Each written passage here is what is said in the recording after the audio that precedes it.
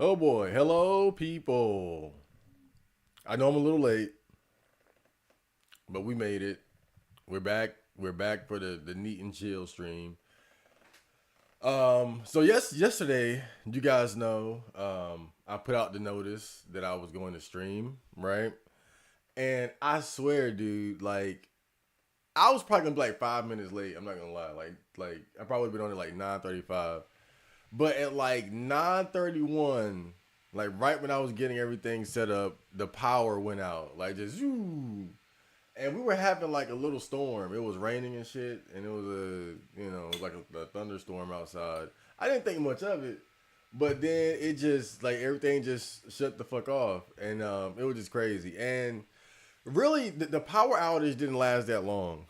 I'm not gonna lie. It was like the power outage probably lasted like let me adjust this a little bit. The power outage probably lasted like I don't know, like um an hour and 30 minutes or so. But I'm telling you, man, like the life has a completely different vibe when you're not connected to the internet. I think we spend so much time connected to the internet and just and then on top of that, you don't realize like all the electronics and stuff like just running in the background, like computers and TVs and refrigerators and all that. And so when all the stuff was off, we got like the not like candles, right? But we got like these like different lights and shit you can set up in case of shit like that. And so after setting like these little lights up, just so we wouldn't be completely in the dark, I was just sitting in my room, and it was so quiet. It was dark as fuck, and it was just so quiet, and it was just so peaceful. And so like even after the lights came back on, like I really just wanted to lay in bed and and just keep enjoying like that no technology and like no computer, no internet piece. Like it was just crazy, bro. Like it was such a good vibe, right? Like and we have situations like that. We have situations where the lights go out or something like that. Um, it happens, especially like during like hurricane season and whatnot. And I've noticed like I always do very well during those periods, right? Like when the power goes out, like it doesn't really bother me. It never bothered me, even though I'm such a tech junkie. I love technology. I love technology. I love my computers and my video games and all that. But when I don't have access to it, it's never really a big deal to me. Like I don't know why it is. And so last night when the power went out, it was really peaceful. It was so quiet and shit. And I just that the rest of the night I just wanted to just be in quiet. So that's why I didn't even bother to stream.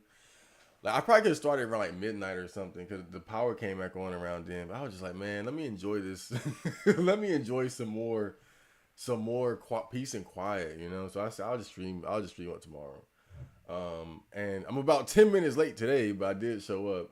The reason why I'm late today. Have you guys ever seen that movie? The Thing, the 1980s horror movie about the alien that shows up at like this it was like an outpost, some shit in Antarctica. Um, and who's the guy that's in it? Is it Russell Crowe? Not Russell Crowe. Who's the guy? Who's the guy that plays McCready in the Thing, the 1980s one? But anyway, I'll show you guys something to know the movie. It's a legendary horror movie. But I was watching the 1950s version of the Thing. Like actually that's the first the Thing movie. And whenever I want to go to sleep, I put that on. That movie it's a decent movie. It's a decent horror movie. But oh my god, like that shit would put you to sleep. And I was watching that just trying to help myself get to sleep so I could take a nap before, getting back up.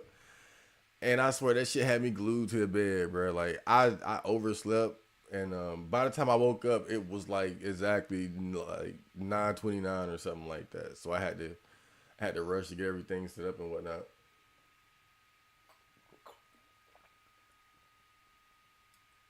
See this cool bottle I bought? It's water. I know it looks like I'm getting turned here, but you know me just being extra. But yeah, you know those are my excuses for being so goddamn late with the Neat and Chill stream.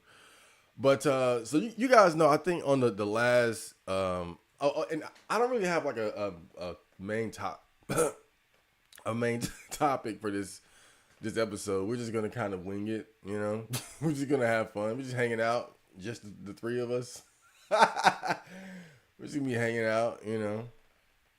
But one thing though is I think last week or the week before, whatever, I was talking about potentially getting a new computer or something like that because the laptop that I'm running right now is just it's in bad shape. It's just I mean it's gotten me through some tough times, you know.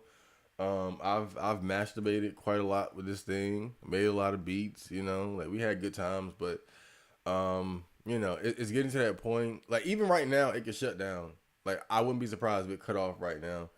And you know, that's a sign that it's time to get something new. So you know, last week I was talking about saving up to get like a new computer and whatnot, and we were like just like on Amazon going through different possibilities of what I could buy.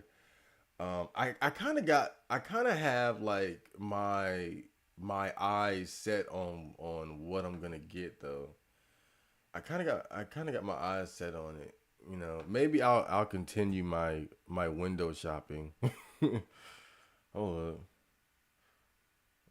what was that? Will Smith? What? Will Smith ain't got a twin. Stop playing with me.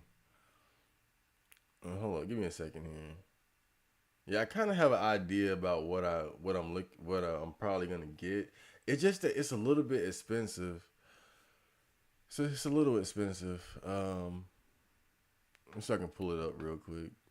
We had looked at it last time, I think, because I was thinking about maybe getting a mini PC, right? But I feel like that is because somebody pointed out how it doesn't have like a dedicated CPU or something like that, or graphics card. What is it? Yeah, like I think a dedicated graphics card or some shit. So I was like, okay, well maybe that's not maybe that's not the way. So let me see if I can pull this shit up. Let me get here. Ooh, there we go. This is yeah, okay. So I think this is what I'm gonna. I think this right here is what I'm gonna go for. The Skytech Gaming Nebula gaming PC desktop. I think this is it. I think this is probably about what I'm gonna need. Something like this, yeah. And the good news is, you know, I've already been saving up, so I'm probably about like I don't know. I'm probably like halfway there. We're probably at about the halfway mark.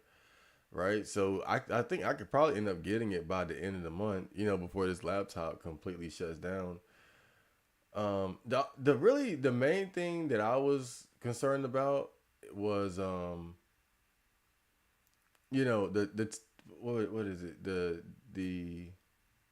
two USB ports, like that's the thing that just keeps getting me, because this thing has three and this one has two, but I guess, you know, when you go a little bit cheaper. Wait, what? Yeah, I guess when you go a little bit cheaper, you kind of gotta expect that you're gonna, you know, miss out on something. But yeah, I'm thinking this is probably gonna be it. You know, we're about halfway there. Um, because I've been living in defiance for years. People kept telling me, Chad, stop getting laptops, stop buying laptops. And I feel like with this experience with my baby here, it kind of illustrates pretty much what people have been telling me for years. Is that, you know, laptops just aren't really that sturdy. You know, they just kind of burn out.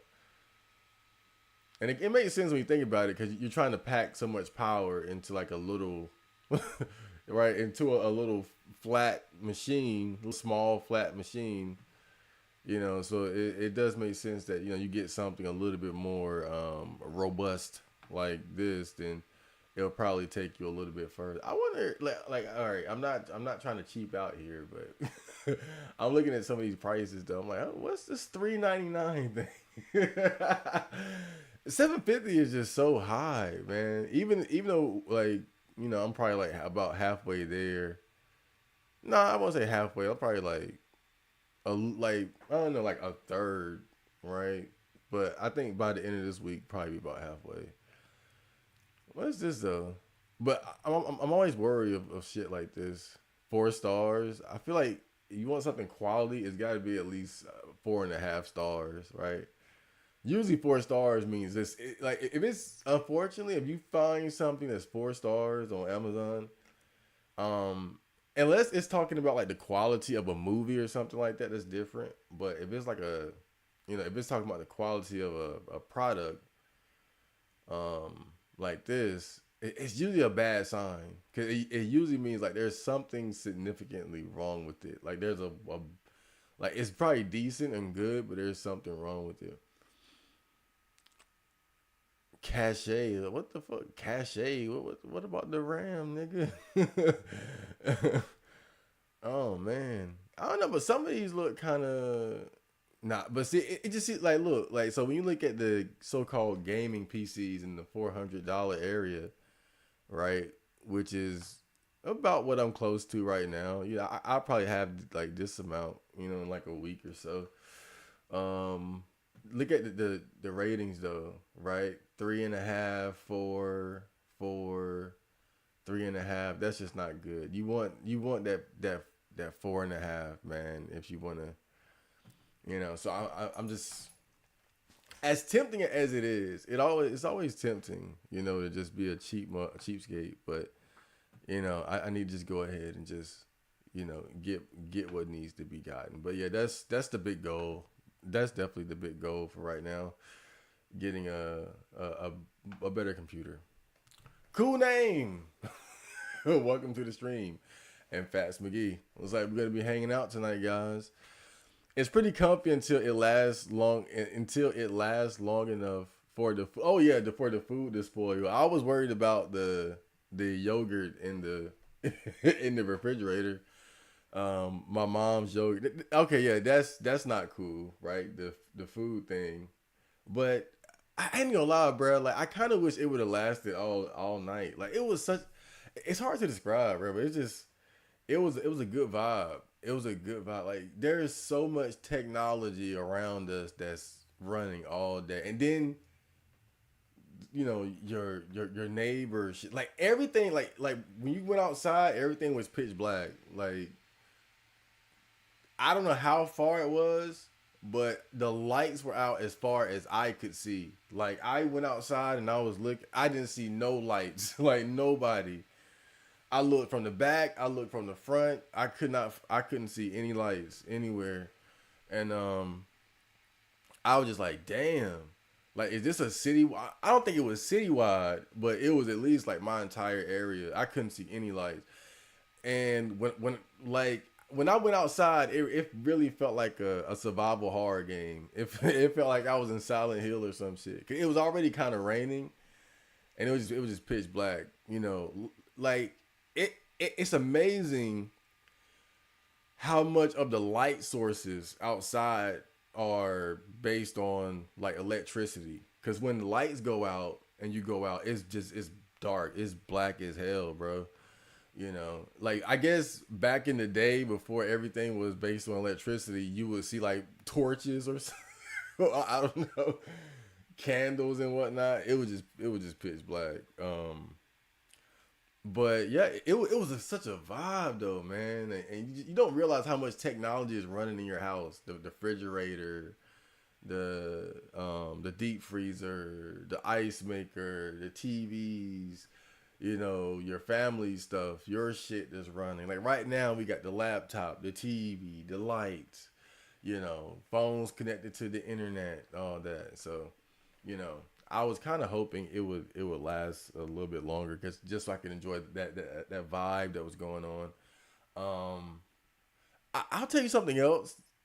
again, man, like I just thrive in situations like that. But my favorite is when the internet goes out. Not the lights, but when the internet goes out. And then I can still turn my shit on. The reason why I love that is because like I have a habit of like hoarding like videos and shit, right? Like I'll just download anime and put it on something. I'll download porn and put it on something, right? And sometimes I download more shit than I'm even able to watch. And so when the internet goes out, I can't download anything. So I end up just watching the shit that I got like stored away. And it's probably good to have some shit stored away like that, but most of the time you don't really need it. But it's kind of like a just in case thing, right? We might get a porn ban one day or an anime ban one day, and I gotta have my my storage. You guys like my this bottle like this?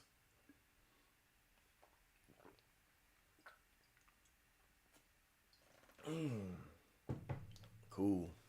Just water. Just water. Oh boy. I only mind the power going out if I'm really tired, trying to reset my sleep schedule and need video or something to keep. Oh yeah. Oh, the infamous I'm gonna stay up to fix my sleep schedule. What a terrible idea. But I think we've all been there. I've always noticed that I operate much better on a dedicated sleep schedule though. Like the whole sleep schedule thing is real. That shit is real. I mean, I guess some people are more flexible. Like you would think as an artist, I would be more flexible, but I really work better on a sleep schedule. I notice like it's much easier to keep track of your time and your goals when you know okay, I slept this amount of hours. I'm waking up at this point. I know like because you just have an idea of like how the day is gonna go and certain things that you could expect and how you should time something, right? Like if I get up at 12 p.m., I know okay, I might have to take my niece to work at 4:30 or 4:45. So then I know okay, I got till from 12 to 4:30 to do what I want to do until I got to do something for somebody else. So I could work out and maybe make a video or something in that time. And then, take her to work. And then, okay, well now I did that. Now I'm back. And so, right. And then so you got an idea of how to chart out the day. But then if I don't do that, then it's like I'm asleep. And then they wake me up. Hey, can you take so and so to work? And like, okay. Right. And then we're off to a bad start already. I'm getting up sleepy and tired, having to help somebody else out.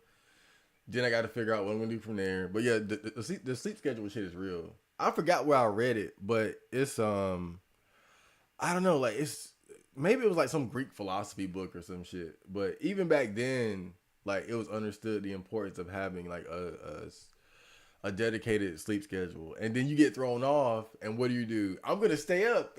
I'm just gonna stay up and fix it. And a lot of times that just doesn't work. That I notice because you just get tired. You like it'll be like you need to stay up for an extra 6 hours or 5 hours or whatever, but you're tired before like okay yeah, but you're already tired and sleepy.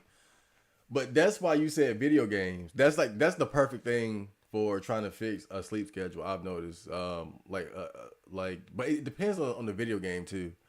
It's got to be something that can keep you occupied for hours. Not every video game can necessarily do that, even if it's a good game. All right, even if it's a good game, because sometimes you do need that mental, that mental energy, right, to kind of, fight through the challenge and the demands of playing a video game. That's some real shit though. Video games these days are kind of demanding. I'm trying to think though. What are some other ways to fix a sleeping schedule that I can think of? What are some? Because video games, that's right. That's um a no brainer. Also, this is another one. It might sound weird, but going to the gym. But this is for more so for me, right? Because I could go to the gym tired, but once I get there and start moving around, then I kind of get my second win. And I don't want to leave soon because I just got there. I spent the gas to get there, so I'm gonna want to stay just to get something out of it. So that's one thing I noticed that I can do to help, get my sleep schedule back right. Go to the gym, right? That'll keep me like that's at least like 2.5 hours or something like that. It's different ways to do it though. Kurt Russell, yeah. What did I say? Russell Crowe. I said Russell Crowe. Oh yeah, Kurt Russell. But if you've never seen, because there are three the Thing movies. There's the first one that came out in 1951, the one that came out in the 80s, and the one that came out in like 2013 or something like that. I like all of them, but obviously the 80s one is the best. But the one that came out in the 1950s, my mom loves that movie. She really loves that one. But I mean, that movie will put you to sleep. I swear. Like, it's such a comfy movie. Like I love comfy horror movies that I can just put on and take a nap to and shit. That movie is perfect for taking a nap. Like, that is the perfect nap movie. I swear, bro.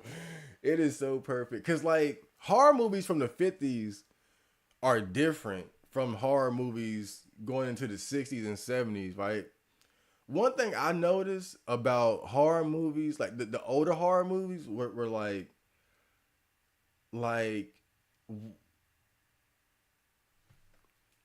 like now, for instance, if you have like 5 or 6 main characters, right, or 6 to 8 characters, these days you'll be lucky if like 2 survive or even 1. Right? Like, horror movies now love bad endings where everybody dies, or if they'll be like the lone female survivor, or there'll be like some ending of like, oh, the villain isn't really dead, the killer isn't really dead. If you go back to like the 50s, it wasn't like that. Like, horror movies were a lot more like positive in a way, in that oftentimes the protagonist would come out on top, you know, like clearly, and it wouldn't be like everybody had to die to get there, right? Like 90% of like 90% of the survivors had to die just to make it to the end. So when you look at the first The Thing movie, it's funny because you have like this group of people in Antarctica, and I forgot how many it was. It's like 12 or 13 of them or some shit like that. And I think only like 3 or 4 of them died or something like that. Maybe like, I think like 2 or 3 died, but like they were so organized. Like, they were so organized. Like, that damn monster could not really like kill them efficiently the way that it did in the other movie. Now hard, like, and you look at the 80s one, like they were just dropping left and right. Like, oh, he died. Now he died and he died. The old horror movies weren't like that. Like, the main characters could actually survive, and they would stick together and work together efficiently and get shit done, and you could get like a happy ending where only like 2 or 3 people die. It's just funny because just looking at the difference, right, and just how horror movies have changed to be so much darker and bleaker compared to like the 40s and 50s, where there was more of an emphasis on like the protagonist doing a good job and actually fucking surviving instead of just dying left and right. Just crazy, man. But you got to check that out. You got to check that first The Thing. If you need a good nap, keep that on your hard drive. It's good. That's not bad. I spent like $3K on a gaming PC back in 2021. Oh, well, I'm broke, right? You probably had like some type of job or NEET bucks. I'm broke. I'm broke. I'm broke. I'm sitting here donating plasma, trying to make ends meet, and by ends meet, I mean get a new PC. But we also got we got a few Patreon supporters. I took their money and put it into the pot. That's why we got up a little bit this month.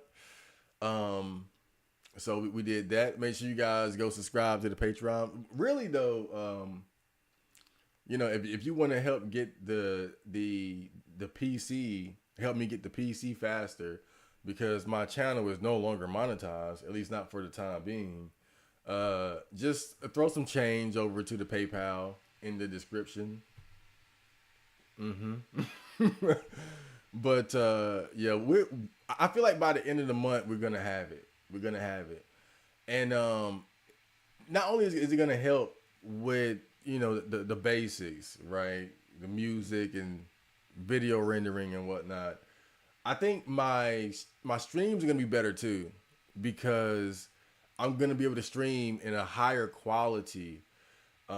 Because right now I'm forced to stream in a lower quality because my CPU can't handle streaming in like 720p, 1080p, shit like that. So I think once I get that, the stream quality will be better, and I'll be doing more video game streams as well, because like I like streaming video games, but it's hard to like get excited about it, because again, with this laptop I can't stream in 480p, 720p. I'm always streaming in like what 28, like 210 or 310 or some shit. And so once I get a new computer, I can stream in higher quality with a face cam, a webcam, and all that shit. So like I'm gonna be pretty much official. So, but I think by the end of the month we're gonna have it. I think by the end of the month. I think by the, but you know what's crazy? So, I've been making extra money by donating plasma, right? I told myself I wouldn't do it again. But this was kind of an emergency, so I said, let me get back let me get back in the damn chair.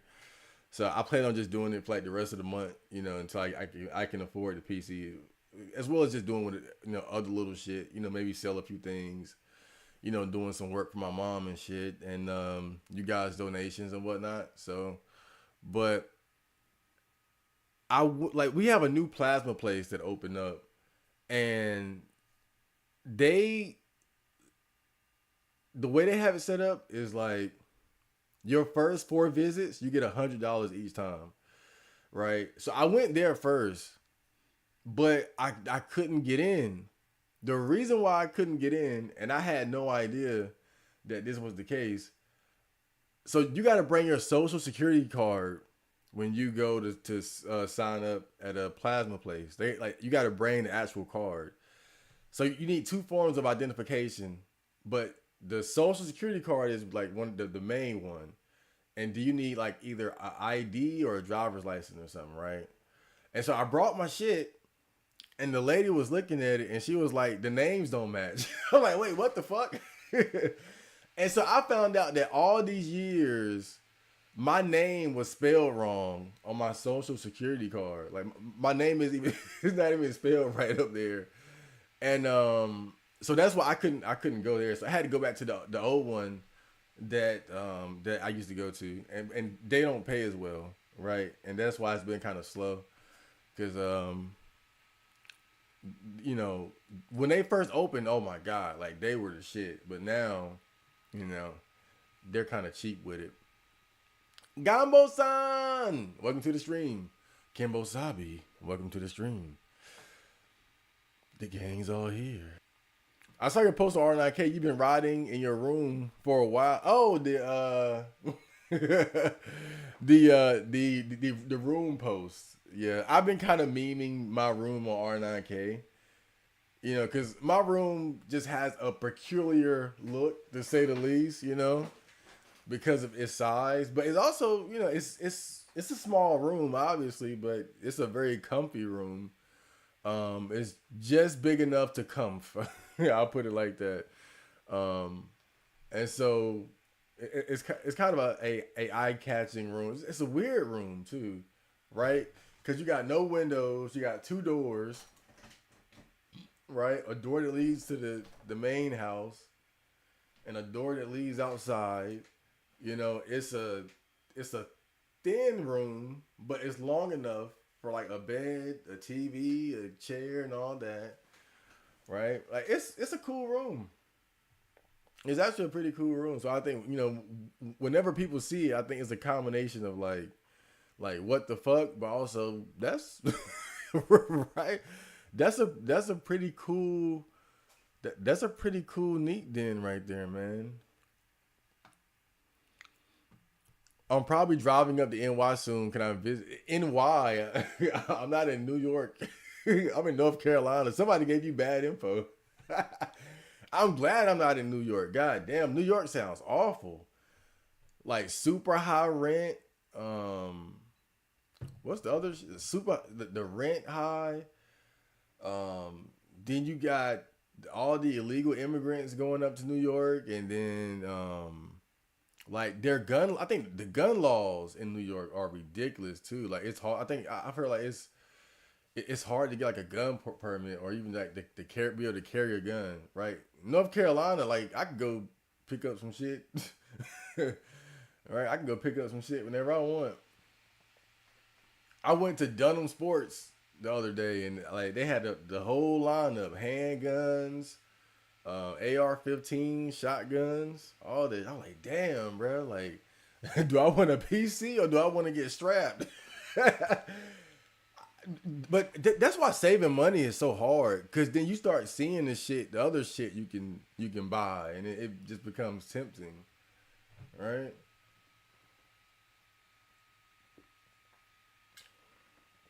I'm like, a shotgun costs what? $250? Like that's affordable. Oh man, maybe next time. But we gotta get the PC right now. I got a bunch of shit saved up for when hentai was going to be taken down years ago. See, this guy knows.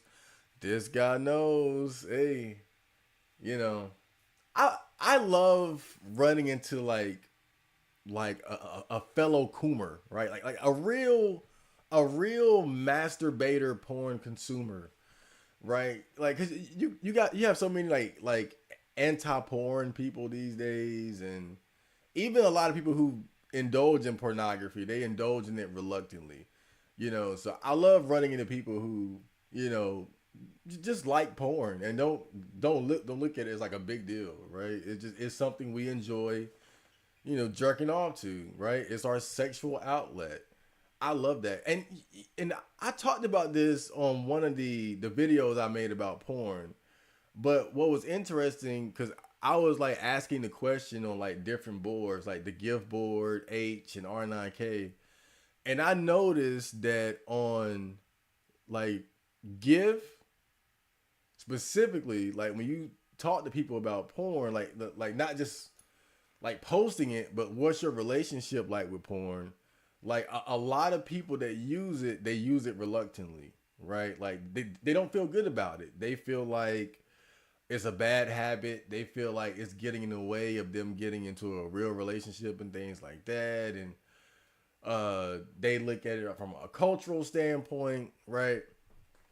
And I'm not saying like porn doesn't have its negatives. I just don't look at it as terribly as some people tend to. But going to H, it was funny because I found a lot more people on the H board or the hentai board that was kind of like me, where it's like, yeah, I like porn, motherfucker. Right? It's my sexual outlet, and it kind of makes sense.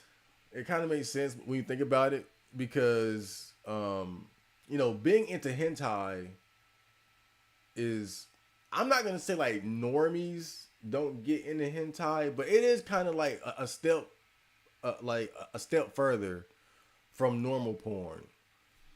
And I think a lot of guys who start getting into like hentai and stuff are probably gonna be like, how do I say, I don't know exactly how to say it, but probably just not normal. Right? And when you're not normal, like you're probably more likely to like embrace, being single, embrace being a virgin, the whole wizard thing. And when you resign yourself to that fate, I think that you don't look at it like, oh, I need to quit porn so I can get a real girlfriend. You're like, fuck it, I'm never gonna get a real girlfriend. So, you know, let me just enjoy, the sexual outlet that I do have, right? Because I think a lot of times guys who indulge in pornography, the reason why they feel bad about it is because they have the goal of getting a girlfriend or getting a wife or having like a normal relationship. But I think for guys like me who don't really have that, it's like for me, I look at pornography as that's my sexual outlet. I'm not gonna cut myself out of a sexual outlet, just because girls don't like me. So like I think that's why I'm more embracing of it than other people. But that's just one thing that I noticed on H, that the guys in the hentai were more embracing of pornography as a sexual outlet as opposed to feeling bad about what they were doing, which is kind of interesting. But on Give, it seemed to be like more leaning away from that, where there were more people who just felt bad about it. But I always say, out of all my vices, I always feel like pornography was like one of the more tame ones. But yeah, hoard that shit. Hoard that shit. I would say these days I have a bigger issue with downloading porn than actually consuming it. Like, I haven't masturbated in like a week. I haven't even masturbated in a week. But throughout the week, sporadically, I've been like just checking in on different porn sites. Like, I was on EX Hentai earlier, probably earlier today, just trying to see like what just came out. If something came out cool, I download it, throw it on a hard drive, put it up, But I haven't even masturbated in like a week, That's that self-control though. I know I probably come across as like a unhinged masturbator, but because I really did have an issue with pornography and I'll be the first to admit I overindulged when I was younger. I definitely overindulged, but it's one of those things where it's like, you recognize you have a problem, and then you either rebalance it or find a way to indulge in moderation, or you just get rid of it entirely, And I didn't want to stop using porn. I just felt like I needed to cut back. And so that's when I started like practicing no fap and shit like that, just to find like the right balance, right? Between, or just finding like, okay, how much should I be masturbating to pornography and to the point where I can enjoy it without it getting in the way of more important things, right? And I think like, what I kind of figured out was for myself that basically like what I try to do, like within a week, I say I try to masturbate like 1 to 2 days out of a week, and then in that 1 or 2 day period, I probably do it like four to 5 times. Like, for me, that's balance. That's how I balance it. I don't like masturbating every day because I am a believer in semen retention. And I just know this through experience. I just know through experience that like I do feel different when I allow myself to sort of store that sexual energy. It's subtle, but it definitely is a difference. So I try to take advantage of that while also enjoying, busting nuts. so like my preferred way, right? Okay, like tonight is Sunday, so I wouldn't mind masturbating tonight because I haven't masturbated in a week, and I've been busy all week. Going into like the next week, I would be like, okay, let me just not masturbate throughout the week until the end of the week, right? And so that's typically how I like to do it. I like to like go through like the whole week without masturbating, and just save it towards the end, right? Towards the weekend. But yeah, all things in moderation. I love talking about porn. I need more Kumas here. Caffeine and some activity to keep you awake. Also having a job, yeah. That'll do it. That'll do it. I haven't had a job in a while. But when I did, a job is a different type of pressure, right? Because you have people who have an expectation of you to show up somewhere. And so even if you're tired, you're gonna find a way to get there. That's one thing I do remember about having a job. And because I remember one of the buildings I would clean, I would have to be there like early in the morning, like 7 in the morning.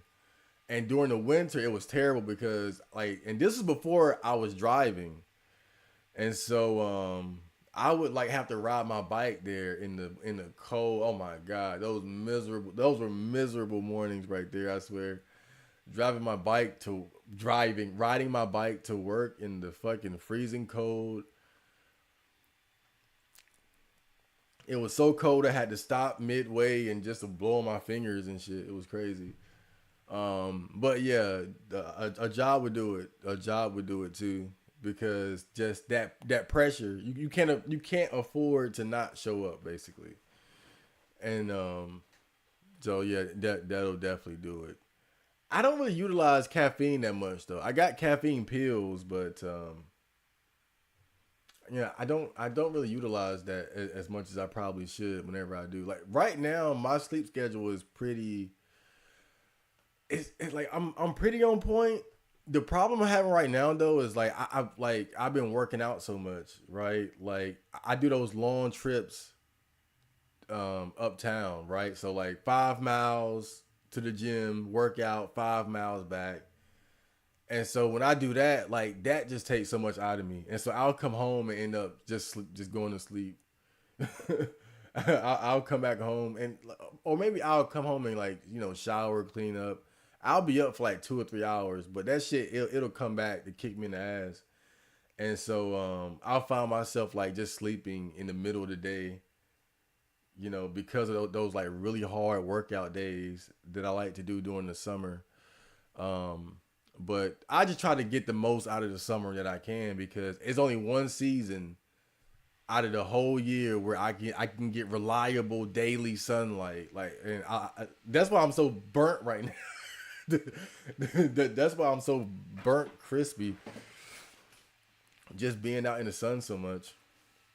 I better start wearing sunscreen. I know I got that melanin power, but that sun is blazing, boy. If I'm trying to reset my sleep schedule, I always add a jerk session. You can do a long, yeah. And yeah, that's another one. But the reason why I don't rely on that is because of what's the word?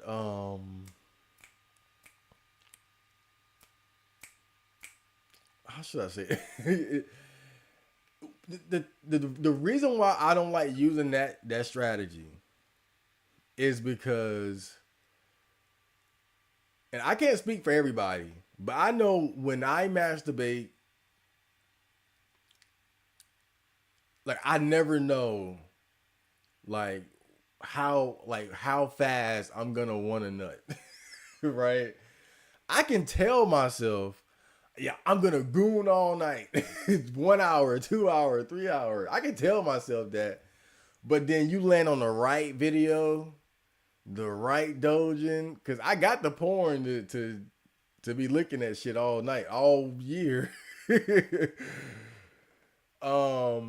But however, when you just sitting there masturbating and you're horny as fuck, like all it takes is the right video to be like, man, fuck it, I'm about to cool. I'm not gonna do it. What's the guy's name? Dreamy Bull. Oh god, dude. I was going to attempt to copy him, but I can't do it. I can't do it. Oh man, but seriously, like that's why I don't like that as a strategy. And then on top of that, and what I notice with myself is that after I nut, after I orgasm, I tend to get hungry and tired. And so if I orgasm prematurely, I'm gonna be like, man, fuck that sleep schedule. Let me go eat something and then go to sleep. Man, I'll fix it tomorrow. So I get the strategy. I definitely get the strategy. But it's a risky strategy for me. I don't know how everybody else's orgasm works. I can't speak for everybody, but I know there is that whole meme or belief about like men after sex, how we just want to like fucking fall asleep, eat a sandwich, well, not in that order, but have a cigarette, eat a sandwich, go to sleep or whatever. Like just roll over. If you're having sex with a real woman, like get the fuck away from me. Yeah, I want to go to sleep. I gotta go. And so that's why it's a risky strategy, because if you orgasm prematurely, then you could lose the willpower to stay up longer, and the desire to just go to sleep could really just take over. That's why I don't do that. Now, this is what I would suggest if you are trying to use that as a strategy to fix your sleeping schedule, as crazy as it sounds. Use a porn game instead. You use like a H game. That's better, because with H games, they record a good one though. Like just any old one isn't gonna work, but a good H game can keep you occupied for a few hours. Because the way H games tend to work, or hentai games tend to work, is, at least the good ones, is that you kind of have it takes time to start unlocking these sex scenes, right? And so it's almost like it's a powerful method, because it's a combination of pornography and video games, right? Because we were talking about using video games as a means to fix your sleeping schedule, just to keep you up for a few more hours, right? When you really don't want to stay up. And that's why Ace games are so effective, because it plays into like both aspects of your monkey brain, right? That video game aspect of like just checking that checklist of goals, right? I'm going to do this, then do that, then do that, then do that. I'm leveling up, and then I got this, right? That's kind of how Ace games work, because you're working towards the goal of unlocking pornography or sex scenes and whatnot. And then it plays into the other part of the monkey brain, the Coomer, the sex part of the monkey brain, because you're working to unlock those sex scenes that you will masturbate to. So if I was going to use that as a strategy to fix my sleep schedule, I would go for an H game, because I'm not going to be just sitting there like jerking off the whole time. I got to play it to get the sex scenes, and that's going to take time. And that, so I'm staying up, unlocking the sex scenes, and when I got enough, when I'm like, okay, I can jack off to this, then I can start. Then I can start. Oh, got that glass hit my tooth.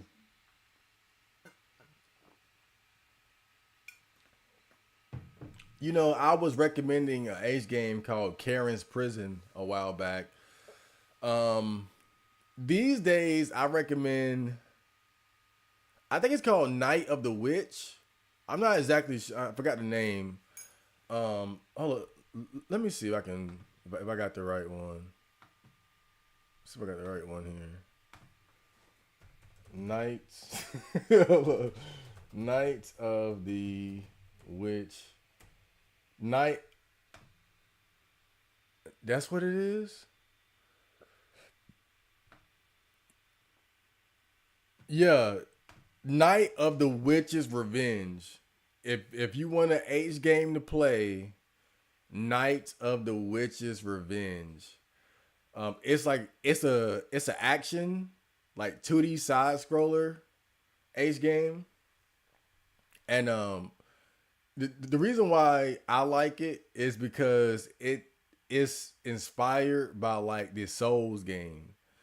It's got a lot of inspiration. Like it's very dark. It's just dark as fuck. It's depressing, right? And but the combat is actually decent for an H game. It's not like a turn-based, cheaply made H game like most of them are. Like it's actually like a 2D side scroller action game with a lot of different weapons and magic and different enemy types and strategies. So not only does it have good sex scenes and whatnot, but it's also a very like playable game. So that's one that I would recommend. Most horror movies I've seen are B movie tier and are legit, not even trying to be scary. I can't handle jump scares and legit tension. LOL. I'm at the point now where most horror movies don't really scare me. I don't necessarily watch horror movies to be scared anymore. Like if I want like fear, I go for horror games. Horror games like will always spook me, and that's part of the reason why I love them so much. Like it's hard for me to find a horror movie that would really have me like this, right? But at this point, what I've noticed, even though horror movies don't really scare me the way that they used to, what I consider to be a good horror movie these days is a horror movie that gets the viewer invested. So it like I look for movies where, for just for instance, right? There was one movie that I watched last Halloween or leading up to Halloween. I forgot the name of it. And it wasn't anything spectacular, but there was one part in the movie that upset me so much because it was down to the wire. It was the how horror movies are nowadays, right? The lone female survivor. It was the last girl left.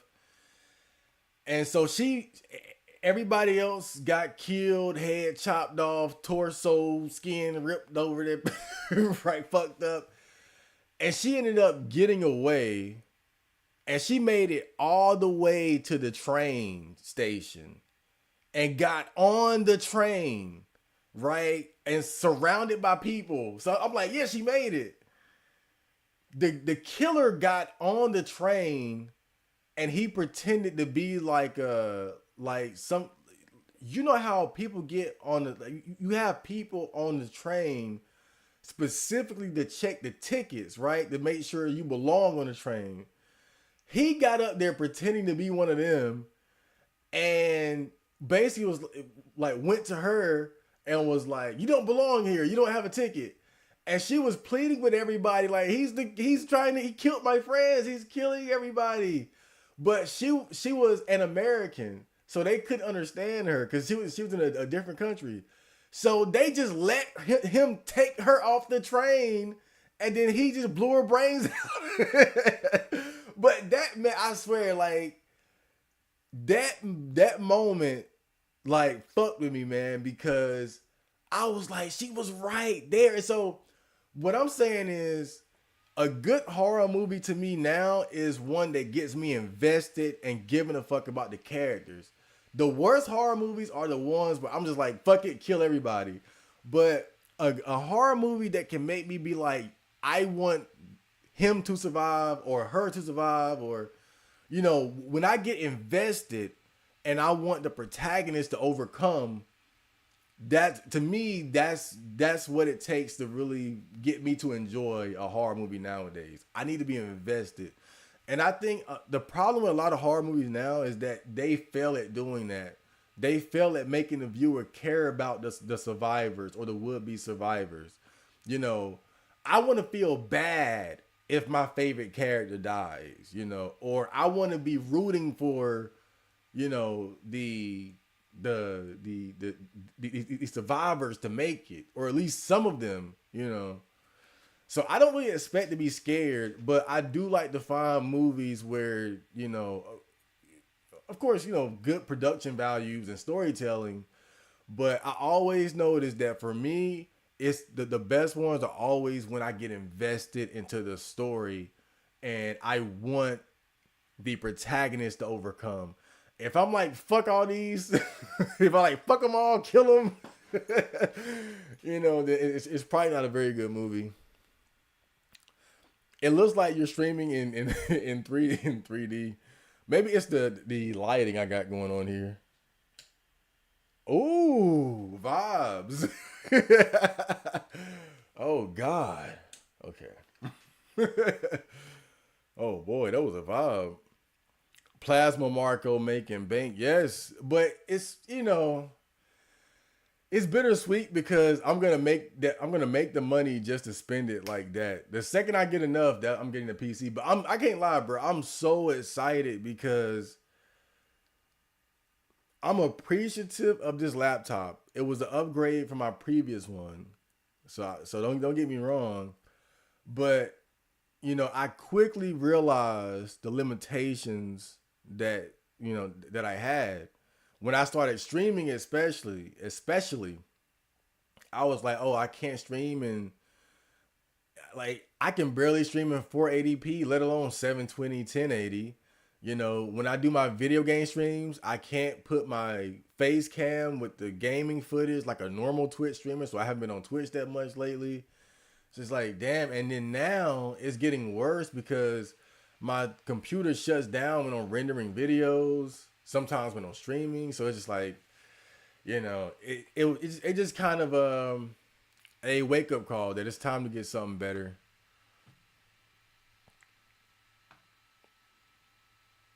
I'm passing through NC. Hey, link up. Chad Marco and Mark Rudy. What's that meme? Spot 'em, got 'em, and Pooh Shiesty linked up, needed to keep it.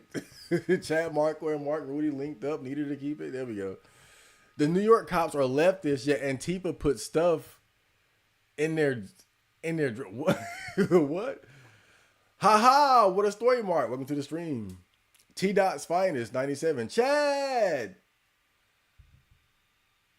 T Dot. Oh no, I'm thinking of something else. Black Cell Neat. Welcome to the stream.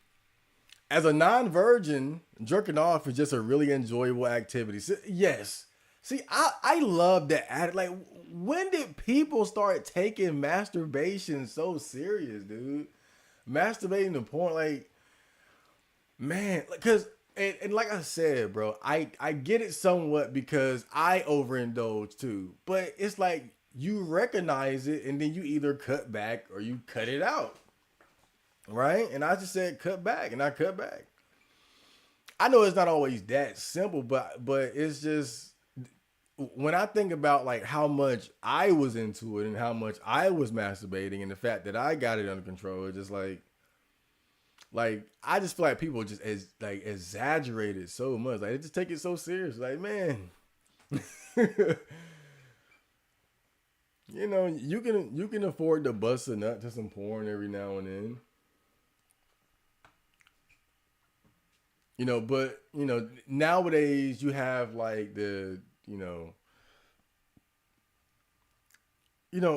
I think part of the problem is like the whole trad LARPer thing, right? The whole trad con thing. A lot of guys are trying to be like trad and whatnot. Like the pseudo trad movement. I remember when being an atheist was cool. Remember that 2 year period? and now it's the century of the trad. It's so weird, right? It's weird how things kind of shift from left to right or back and forth between like those extremes, because there was a time when being like a liberal leftist, pro weed, pro LGBT, dyed hair, right, child free, atheist. Like there was a time when that was cool. Like that was the wave. And now we've gone so far in that direction to where the conservatives look like the rebels, right? And so what happens if the conservatives begin to kind of take over, right? Like the trad cons, the trad LARPers. Are we gonna go back to then the leftists and the liberals look like the rebels? Like, is it just like this inevitable back and forth that's just unavoidable? Is that just how it works? Like, is there really no true rebel? at the end of the day. You know, it kind of makes me think about you guys know Justin Trudeau, the what what the fuck do they have in Canada? Do they have a king, a president, a prime minister? But the head honcho of Canada, you know, Justin Trudeau. I remember when he first got elected years ago, and a big part of his image at the time was that he was this young, pro weed, right? A guy with MMA gloves on. He would take pictures with no shirt on and shit, and you would see him at the pride parades with the gay people, like. That's why people had liked him, because he seemed like this younger politician that was cool and down with the people, and now people fucking hate him, right? Because he's going just so far into the direction of just like I guess like liberal type totalitarian authoritarianisms. I don't know all the words, but you know, basically his policies have become so shit. But it's so funny when I think about it, because I remember when he was cool. I remember when he was fucking cool. And now he's a fucking dipshit. But it just goes to show, man, like you just can't depend on politicians anyway.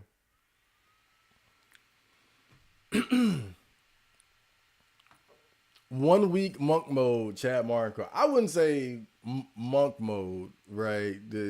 Maybe like, again, this is just how I like to structure my week, is that Monday through Thursday is about consistency and like just steady productive output, right? Just stick to a schedule and don't stray from it too much. Friday is when I loosen up a little bit, right?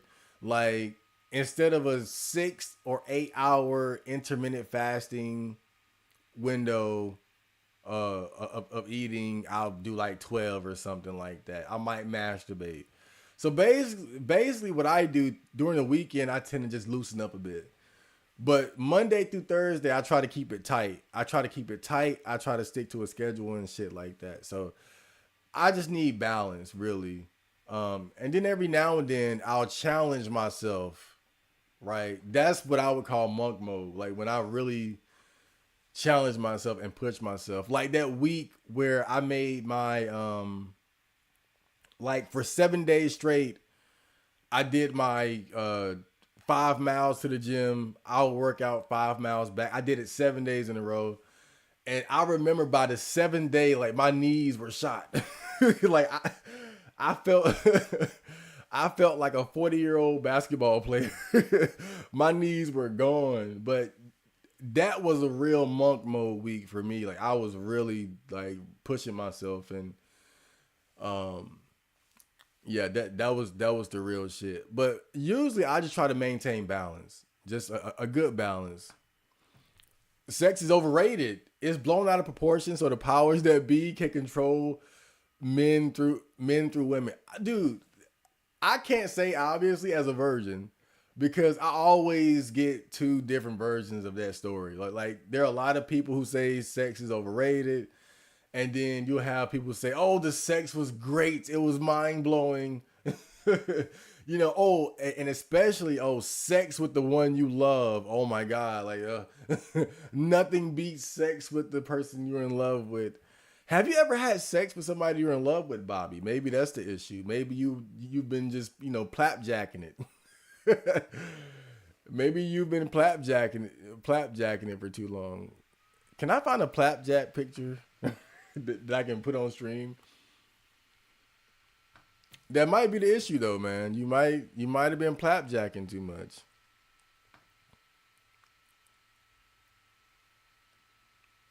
But obviously I can't say, you know, as a lifelong virgin, I wouldn't know.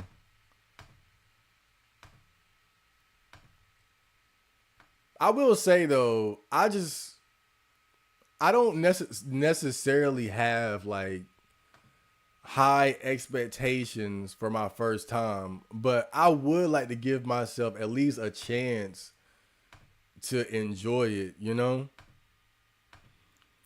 Because you just know how so many guys, um,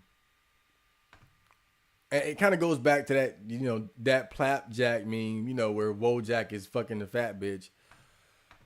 So many guys settle for girls that they're not really attracted to. And I think um that could have maybe like some effect on their perception of what sex is.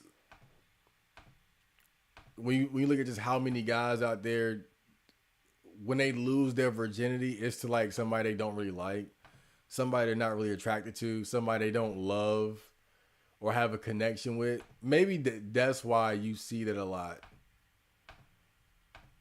But then sometimes even more experienced sex havers will say it as well. So again, I don't know. It's just that I always hear different shit as someone on the outside looking in. I hear people say it's overrated. I hear people say, "Oh my god."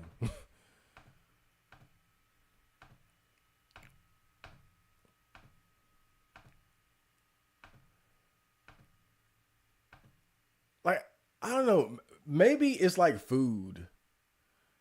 And when I say food, not like it's a necessity, right? But like we love to eat, we like food, but we don't act like food is like, oh, like like this life-changing thing. We enjoy food, we like food, but we don't act like it's, oh, like eating this changed my life or something like that.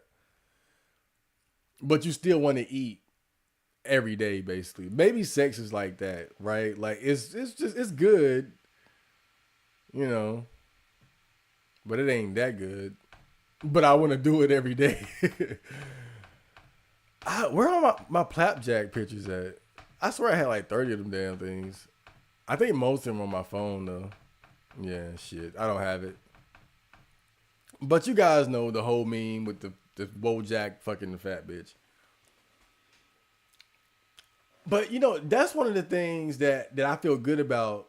Or that's one of the reasons why I feel good about being a virgin, is that I have the opportunity for my first time to at least be decent. Again, I'm not expecting fireworks and brain melting or anything like that. Like, who the and my brain melting in pleasure or something. But it's gotta be a big difference between settling for a fat bitch drunk at a party for your first time and, oh, girl I like. It's gotta be a significant difference.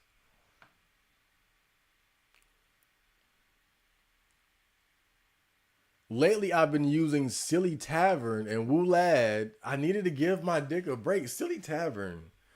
What is that? Hold up. Let me look this up real quick. What the hell is that? I love a good recommendation.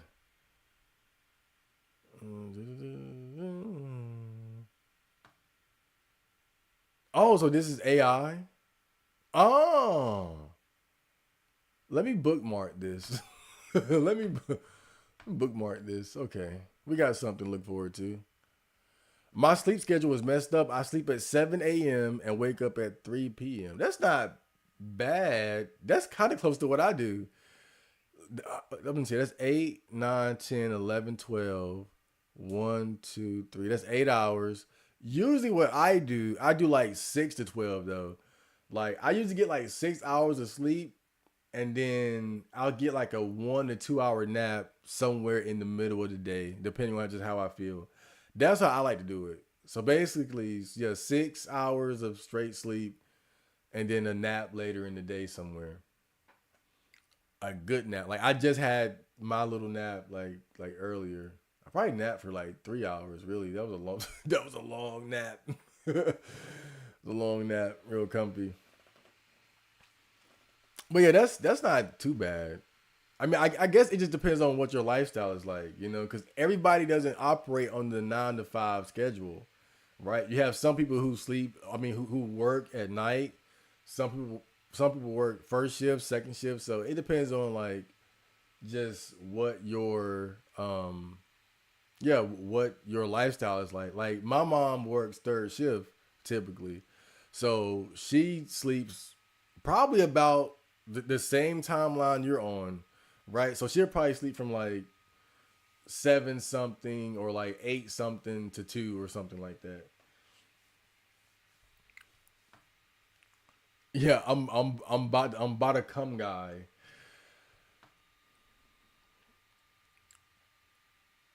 I swear, Bobby be saying some shit. I don't know what the hell he be talking about. I fixed my schedule by sleeping on a tent cot set up near a window. I could sleep past midnight and still wake up same time the sun starts to rise. And see, I don't have windows in here, so I don't like. I can't like just let me get by the window and nah, I don't have that. So I have alarms. I got an alarm on my laptop. I got an alarm on my phone. Yeah, that's the only I guess you could say bad thing about not having windows is like you don't have like that same like sort of rising shine effect that somebody else might have. I don't have that shit. It's if the lights are out in here, it's dark. Period. It's dark, and I would know like what time of day it is outside. So I stopped eating at night, and I also have stopped using electronics often late at night. That also might be helping. See, I have a bad habit where I like to sleep with a movie playing, right? Because that's really just how I grew up. You know, when me and my brother used to share a room, we would always leave the TV on at night, and it would be on like Adult Swim or Toonami, whatever was on Cartoon Network at that time. And but that's how I discovered anime, right? That's really how I discovered anime. You know, falling asleep early, but then waking up late and being like, "What's this Cowboy Bebop thing?" Oh, that's so nostalgic right there, dude. That is so nostalgic.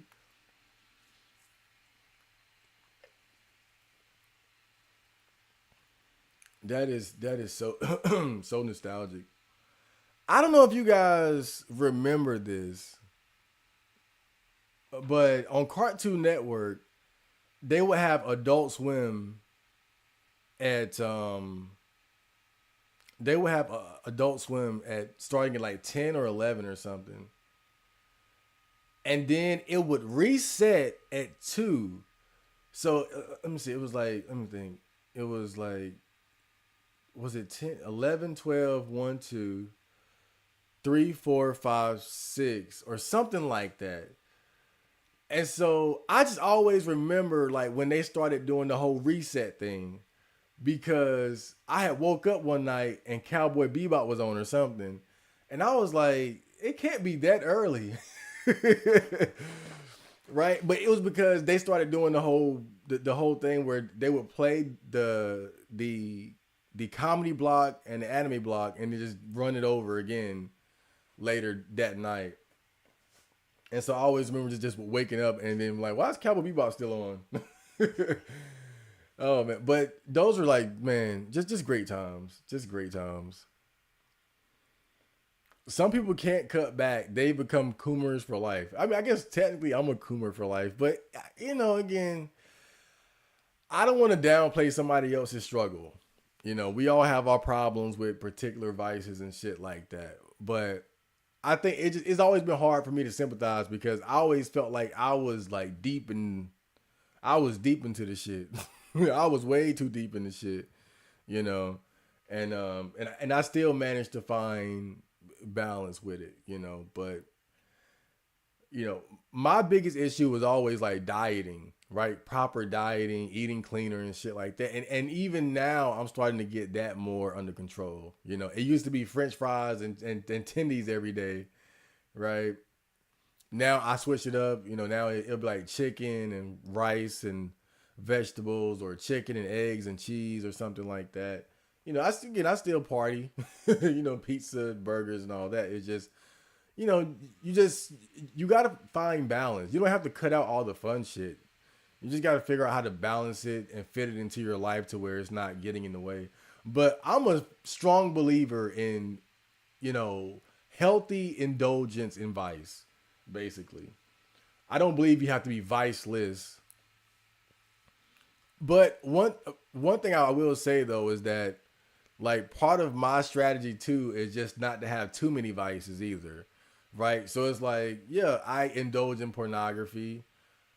I like video games. I eat junk food, but at the same time, I don't smoke anymore. I don't smoke weed. I don't drink. I don't do drugs and shit. I'm not even fucking. Right? So that's part of the balance too. Like sometimes you just need to not fuck with a particular vice at all just to keep a certain amount of balance too. The neo-Puritan Zoomer shit is embarrassing. It truly is the 2012 atheism of today. It's weird because I remember, I remember when being a liberal, the liberal atheist. I remember when that was cool, and now it's like that's the opposite. Now it's kind of the opposite. You know, I mean, really, I just think different people just have a different desire for a certain lifestyle, right? If I'm not saying that you can't be conservative or you can't be trad or whatnot, but I think my issue is more so how people tend to be unaccepting of other people wishing to live like a different lifestyle. Like I don't have an issue with people being conservative and traditional and shit like that. I think, and even when you look at me, right? You look at like I incorporate certain like conservative, if you will, the values or practices into my life, right? Like in a way, like me being a virgin is kind of right. Like that, like I'm not having sex, but I am looking at porn, and I guess that kind of undoes that, right? But not doing drugs, not drinking, right? That's kind of conservative. Because I feel like part of the whole like the liberal movement of the earlier 2000s was like, oh, 420 man, legalize weed. The drug culture was definitely a part of that, right? Like that earlier 2000s liberal culture, like the whole drug thing was definitely a part of that. But I'm just fascinated by how things switched up. And then it'll be funny because is it going to happen again, right? In 10 or 20 years, are we going to start leaning so far towards, a conservative society or, the trad life that being a liberal atheist transgender is going to be cool again? I don't know. Conservative were always the rebels. They had no institutional money to change an entire society. So you just basically saying they were broke.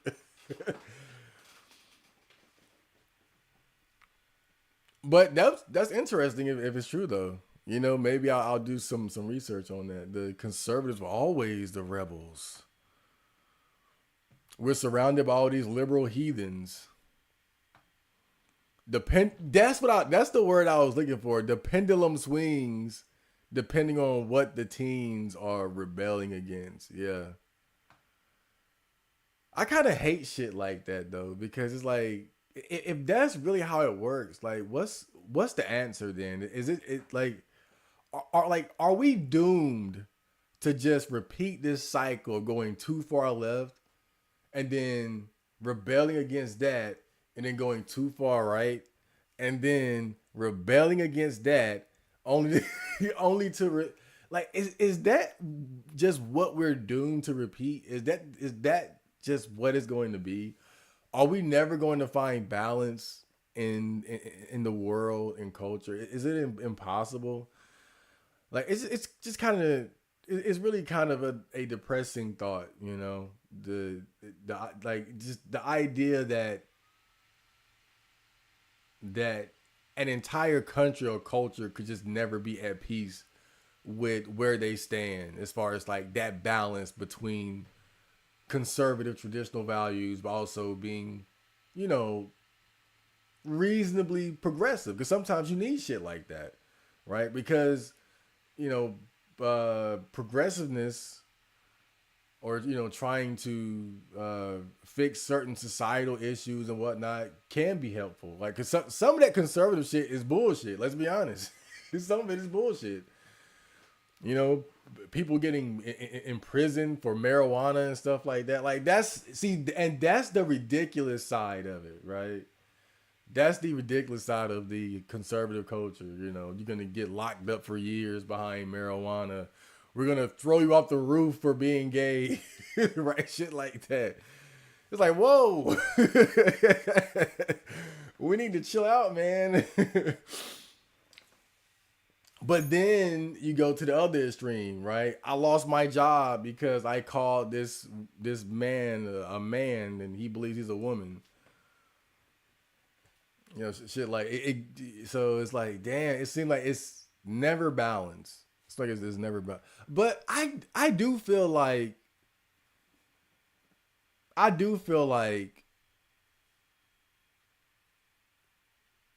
when Obama was president, and maybe it's just me, but I do feel as if we were more balanced then. Like, that was when we were like going towards being more liberal and shit, but it wasn't like it is today. Like, now it's like, God, what have we done? We fucked up. But I do remember though, there was a time where things felt balanced, right? And now it feels unbalanced. It feels so unbalanced that the conservatives and the right wingers, if you will, they look a lot more sane than the people on the other side. So again, though, it's the whole tragedy of it all, right? That inevitable swinging of the pendulum. Like, it can't just rest. It's got to keep going. It's fucked up.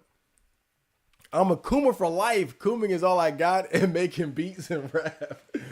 I might be a Coomer for life. I ain't gonna say it's all I got, but it's the only sexual outlet I have, other than going to the gym. Oh my God. I love the gym. I swear, dude, the gym is like the strip club. It's the strip club without the stripping, because the girls be in there just, oh man. I saw like this, like today, there was a girl in there. Now, I ain't gonna lie, like she was, you know, she was kind of fat, but like pear shaped, like just like small upper body and then boom. Oh my God. But I think she was with her husband or boyfriend or something, because there was some guy walking around with her occasionally. But man, I don't even have enough penis for a girl like that. You know, that's probably one of the bad things about having a small dick, is that I would probably be incompatible with the girls who are really like my type, which is like the thick pear-shaped baboom types. Like, I couldn't even imagine having sex with a girl like that without a big dick. I don't even see how it would work. I would try. Don't get me wrong. I'm not. I'm not gonna give up. Shit, I'll do what I can. I'll do what I must. But yeah, I don't even know how that would work out. But hopefully I'll find out someday. The whole rational skeptic atheism trend of the early 2010s, that was such a different world with constant Christian. Yes. Remember that Zeitgeist movie? I remember when I watched that shit, I was like, yeah. I was like, oh, yeah. Remember The Amazing Atheist when he God, like it's mind boggling to think that somebody like that was cool at one point. This dude putting bananas up his ass was like the face was like the fucking face of what do you say, rational skeptic atheism. Oh man.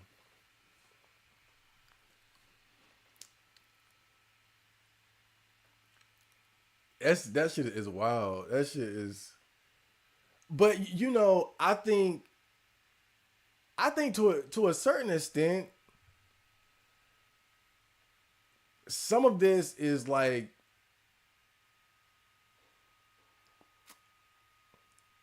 what's the word?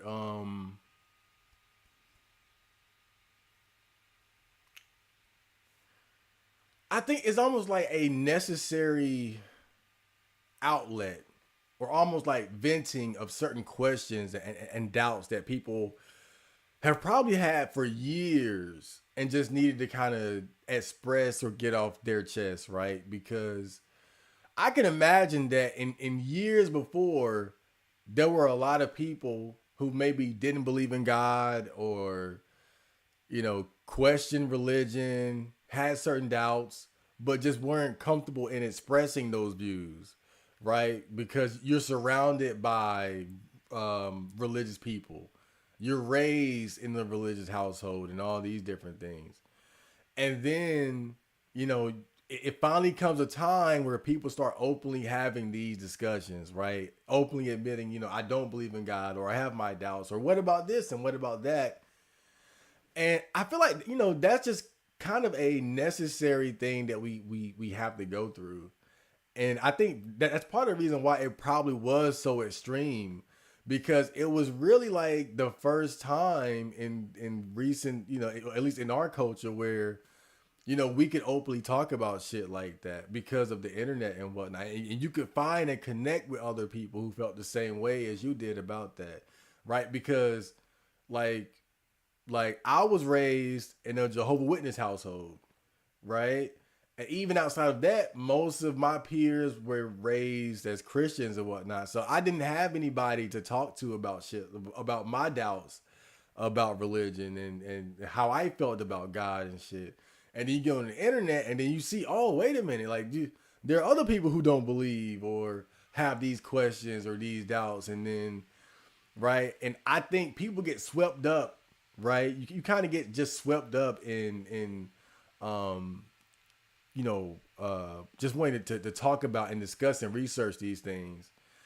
But then over time, you just kind of like it was the same thing with marijuana for me, right? Like when I discovered weed, I was so much into like the weed culture, legalize it, going to 420 Chan and staying up to date on like marijuana laws. And now I don't even smoke anymore, right? And it's not like I'm like, oh, ban it or make it illegal. Like I'm all for I'm still for legalizing marijuana and shit, but I'm just not as into it as I used to be. And I kind of feel like the whole atheism thing is kind of the same way, where I think people get really into it because it's kind of new, it's fresh. They've been having these questions and these doubts and these ideas, and then you want to express that, you want to research that, but after a certain point, I just think, you can only ask and discuss these things so many times before you kind of make up your mind, right? You either find God or you don't, and you can just continue being agnostic or atheist or whatever. But it kind of loses its excitement, basically. Like there's nothing else to really argue or discuss. Past a certain point, you're gonna believe just what the fuck you want to believe. What did you think of the NBA season? Was it your first season as a somewhat full-time fan? I wouldn't say the first.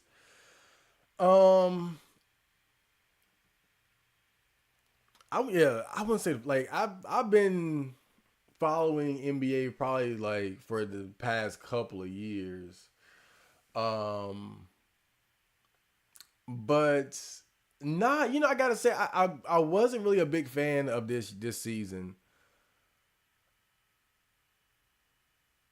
I think the most exciting thing, because really again, and I always say this, I'm always most excited during the playoffs. And really, the only exciting thing about this year's NBA playoffs were the Timberwolves. You know, seeing Anthony Edwards' breakout season, him just becoming, I mean, damn near a superstar during this season, but particularly during the playoffs, right? Where everybody just fell in love with the guy and started making the Jordan comparison. Like, to me, that was the highlight of the playoffs. The East, like the games in the East, to me weren't that exciting because the Bucks, they got eliminated early but that was because Giannis was injured and Dame was injured. I think the Giannis and Dame pairing was potentially supposed to be one of the most exciting aspects going into like the new season, right? But then, you know, they kind of got off to a rocky start. It wasn't as much of an immediate impact as people thought. And then it's like, okay, well, we're in the playoffs. So maybe things will start to kind of work out better for them, but then they both get injured. And so now the Bucks are out. And then you have the 76ers where Joel Embiid was already injured and then kind of came back later in the season, right? But we all know Joel Embiid is not really that reliable because he's so injury prone. So again, another one of the heavy hitters in the East wasn't really as relevant or at full power like you want him to be. So really, the whole Eastern Conference and during the playoffs was just the Celtics like whooping everybody's ass. You know, it just wasn't as competitive as I would have wanted to be outside of the Knicks versus the Pacers. But you know, I'm not really into those teams like that. So even though that was a competitive series, just not a fan of those teams. And Celtics just swept up that whole goddamn Eastern Conference. It was a whooping ass the whole time. And in the West, the most exciting again thing was Anthony Edwards and the Timberwolves, and really them versus the Nuggets. Like, to me, that was the highlight of the whole playoffs. And then you get the NBA Finals, the Mavs versus the Celtics, and had it been competitive, I would have felt better about it. But it just wasn't competitive. The Celtics beat them clean, damn near swept them, gave them a gentleman sweep 4-1. And that's just not exciting. I'm not a Celtics fan, one. Not even really a Mavs fan, but you know, I like a good underdog story. But yeah, it wasn't competitive basically. So I really wasn't a big fan of this season, you know, because it all culminates in the finals. And what's the point of a finals if it's not even competitive, right? It was a terrible finals, basically, just terrible. It's like watching a fucking anime, and then you get to like the final part of the arc, and the fight is a complete letdown. That's kind of how it feels. You don't want that. The last battle needs to be something great to put the cherry on top. It's a double-edged sword. On one edge, you have red states banning porn sites because of digital trafficking and CP. On the other edge, you have liberal game developers making female characters intentionally ugly to avert male gamers from getting around. Yeah, that's what I'm saying. It's like I know you can't always have it your way. That's one thing that I've learned as an adult. You know, getting into politics, not getting into, but paying attention to politics. You know, you can't expect everybody to like cater to every specific belief and desire that you have. You know, that's definitely one thing that I've come to understand. But like you said, you do see like the good and the bad of both sides, and that's what makes it difficult. And like you said, the whole like the whole porn site shit, and that in of itself, and I keep telling people, right, because there are a lot of people who are like, yeah, fuck porn, yeah, do the whole, because like they're not really like banning the porn sites. They're doing like this AIDS verification thing where they're making it a law that adult or pornographic websites have to require like this AIDS verification shit, where you have to like literally get a face scan or upload your ID to get access to these websites. Now, only the biggest websites are complying. First of all, like Pornhub, Spank Bang, Chatterbait, shit like that. The lower level porn sites are kind of flying under the radar and um haven't done anything. Well, I should actually correct that. It's not all right. Like Pornhub is not complying. Instead, they're just taking their website or preventing those states with those laws from accessing the site. So they're not complying. They're like, oh, we'll just fuck the states that are making these laws. It's not a. It's only on the state level so far, but more and more states are putting in these AIDS verification laws, so that in order to access websites with pornography, you got to verify your age, but not just by clicking, yeah, I'm 18. You got to, again, face scan and shit. Just crazy shit, right? Ridiculous. And so what some websites are doing, like Pornhub, they're just preventing those states from accessing the site. Like I'm in North Carolina where they passed the AIDS verification law thing. So in order for me to get access to certain pornographic websites, I have to use a VPN, right? Not a big deal. It ain't, again, that's why I ain't tripping over it. No, it's always a way to get your porn. So I'm not too worried about that shit.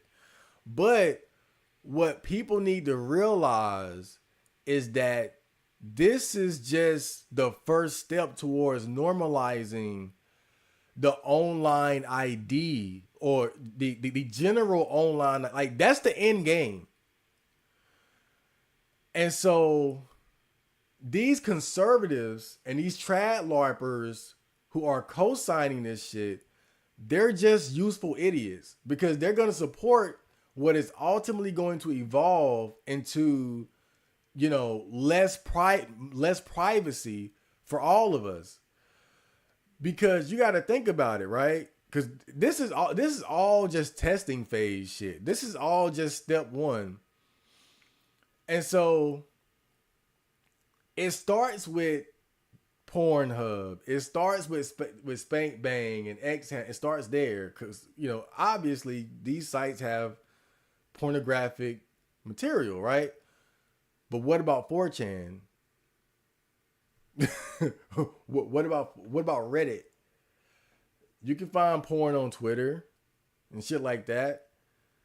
And so what happens when these laws begin to affect bigger, more widely used social media platforms that aren't necessarily used for pornography exclusively, but have pornographic material up there? So what happens when you got a face scan to use 4chan? Oh, you're not going to like that, Mr. Poll guy. You want to go to Poll to talk about how much you love Hitler, but then you got to put a face scan. You got to upload your ID. And that's what people have to understand. Look, I get it if you don't like porn, whatever, but don't fall for the okie doke.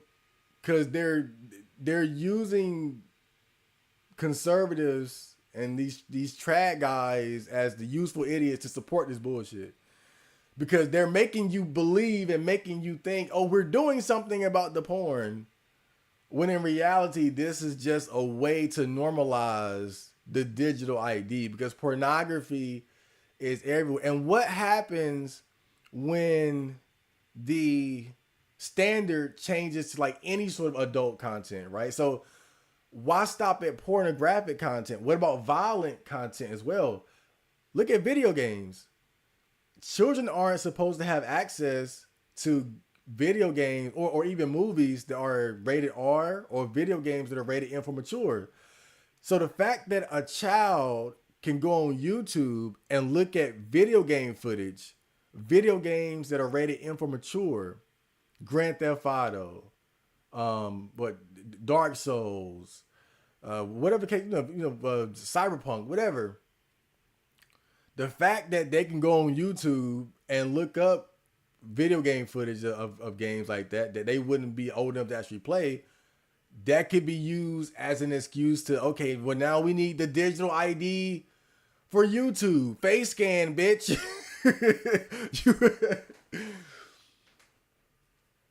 Right? And so that's what people have to realize. That's all I'm saying. Like, that's the big issue with that shit.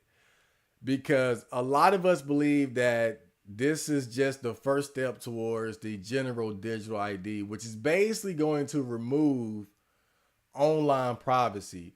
Everything that you do online is going to be tied to your face. It's going to be tied to your identity, your ID. And then look at those laws that have been introduced in Canada. Like those laws about how you can be imprisoned for like saying offensive shit on the internet. Like, I think places like Canada and Great Britain and UK, like, they already do bullshit like that, where people get locked up for like hate speech. Yeah, like these hate speech laws. So again, you got to connect the fucking dots, man. Like, they're already trying to do away with free speech and cancel people for saying and expressing themselves whether they want to. So then you have these hate speech laws, and then you have these online identification laws and shit like that, and it all comes together to fuck us. It all comes together to fuck us. Right? These motherfuckers don't care about protecting children from pornography. They don't give a fuck about that.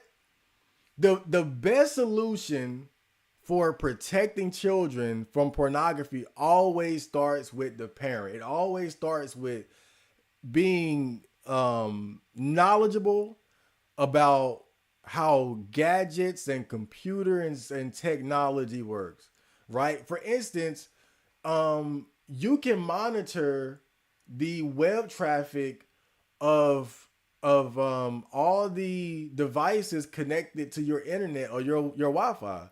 So if you have a child in your household that has access to a laptop, you can monitor the websites that they go to. So you can see, oh, this motherfucker was on Pornhub looking at HMVs, hentai music videos.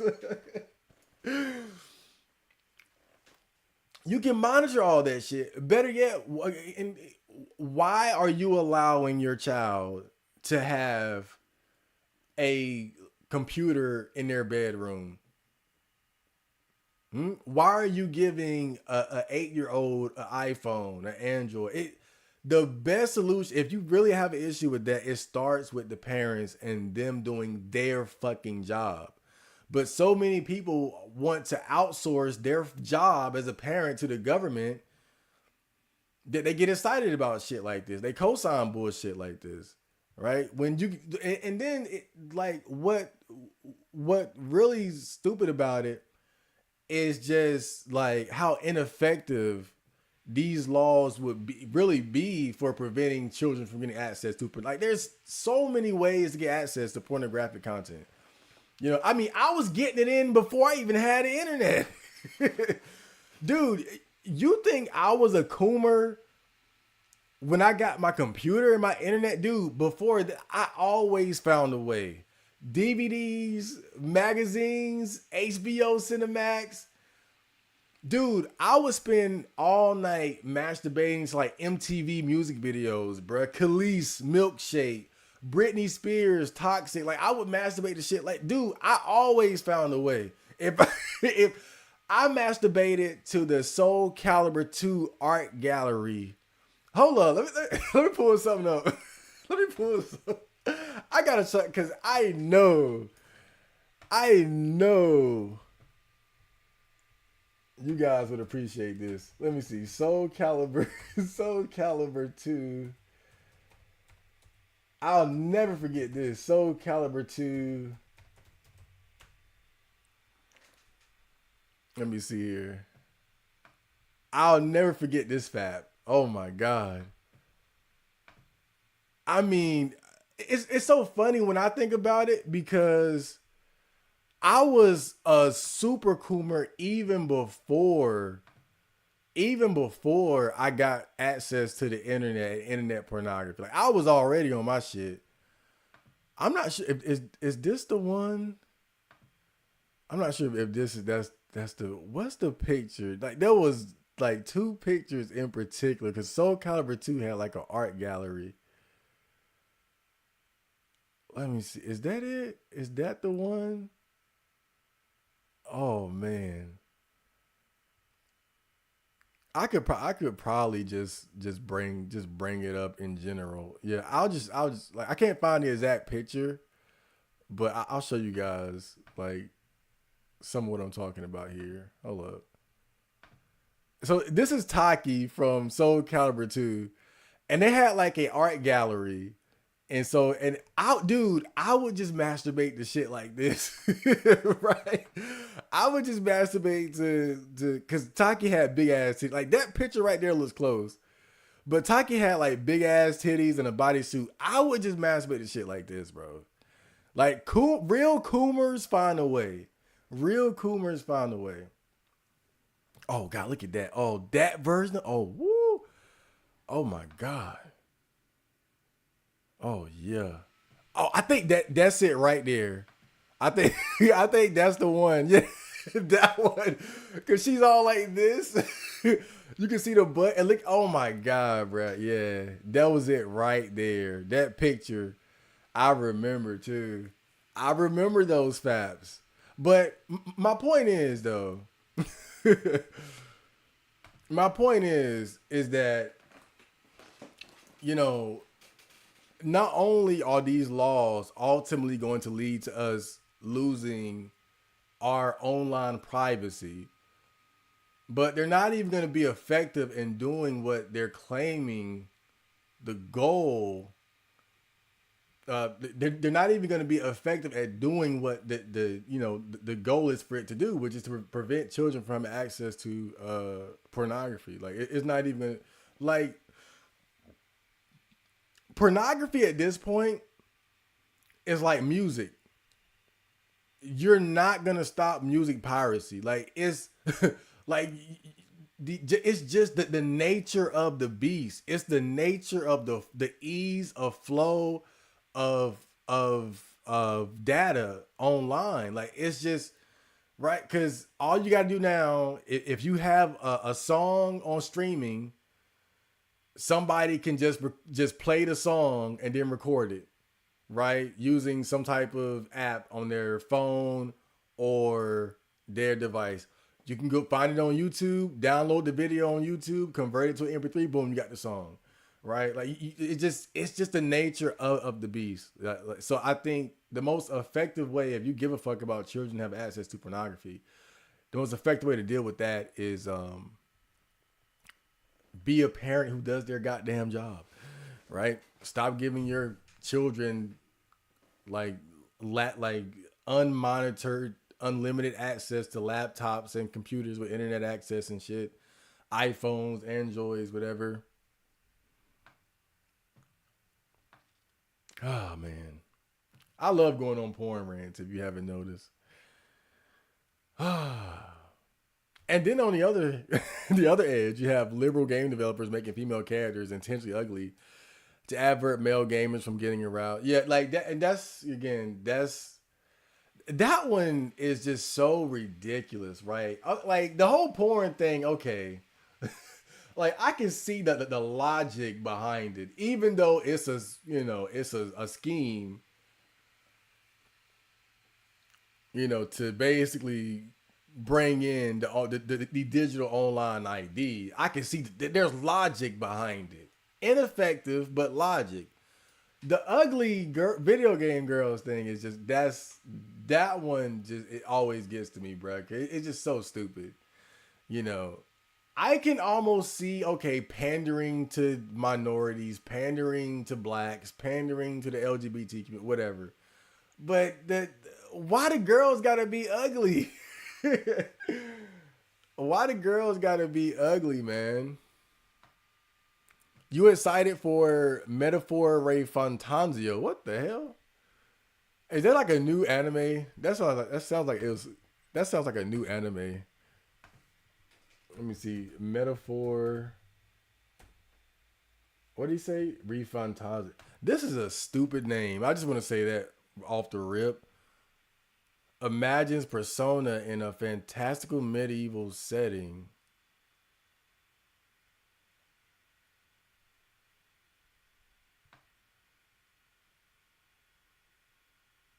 Oh.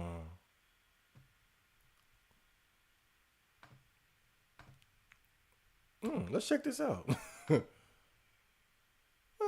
Let's check this out.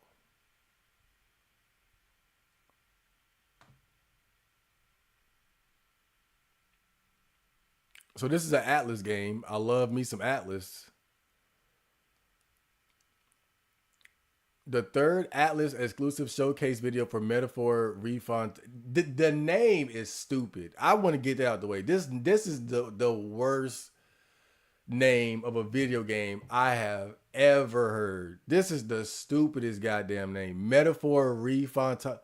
That is the ugliest goddamn name. I like if Russell Westbrook's wardrobe could be converted into a name. It would be like those like high fashion designer outfits basketball players wear. So like this is the name version of that bullshit. Like this is just ugly.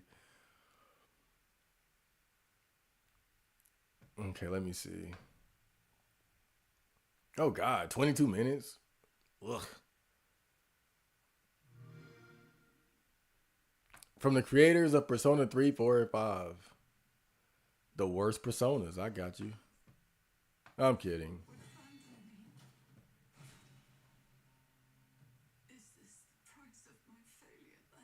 English dub. Ooh. Forgot how bad those are. In the setting for metaphor, the atmosphere is filled with particles of anxiety created by people's feelings of anxiety. Okay. This is the source of the magic of this world, which impacts the world in various ways. The particles called magla are sucked up and collected by a special device in the city. It is widely known in this world, for example, as a source of funding for this kingdom. In recent years, the amount of magma has increased, and monsters have arisen in response. The most prominent example of this is the monster known as human. The design of the human was inspired by the many fantastic paintings left behind by the medieval artist Hieronymus Bosch. The mysterious creatures in Bosch's paintings are sometimes described as the world's first depiction of monsters or fantasy creatures.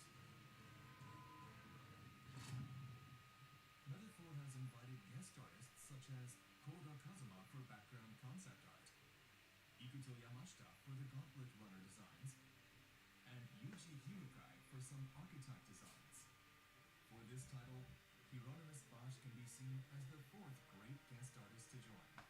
Who at a young age became a powerful military elite. Luis is a man who declares that the kingdom has become infested with humans because of the anxiety brought about by the king and sanctity. Shows the current popularity rankings and the faces to the protagonists as they research their archetypes. He is also a supporter and one of the followers we introduced in another video, meaning you can nurture your bond with him. As a person who has been explored, his beliefs are embodied in his heroic. I mean, it looks, yeah. I mean, it looks like, you know how you have Demon Souls, Dark Souls, Bloodborne, and how they're like different games, but with the same DNA. This basically looks like that, right? Like this is just a different version of Persona, basically. So yeah, it seems like exactly what they described it as. I mean, it looks cool. Right? I'm not saying it looks bad, but it looks like I would say it looks like two. Again, I watched literally 2 minutes of footage, so bear with me. But it looks like almost like too similar to Persona. Like it almost looks like too much of the same. You know, it looks cool. I would play it, right? I ain't saying it looks shit, but it's just like damn, like they really just remixing Persona.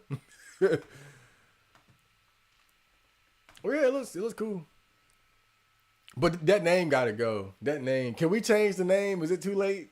Is it too late for a name change? We can't go back.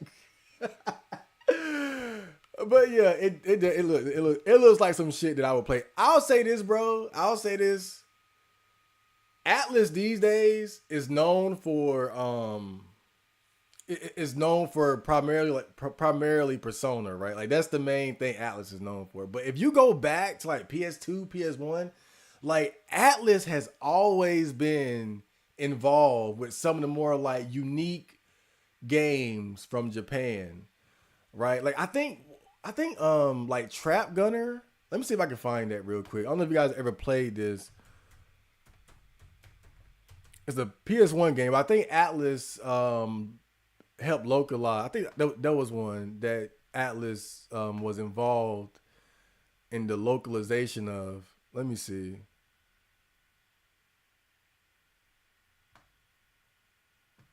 Yep, hold up. I'm sorry, I can bring this up real quick. Boom. Yeah, Trap Gunner. It's an old PS1 game, right? Now it's a very weird game, but you see the Atlas name right there, Atlas.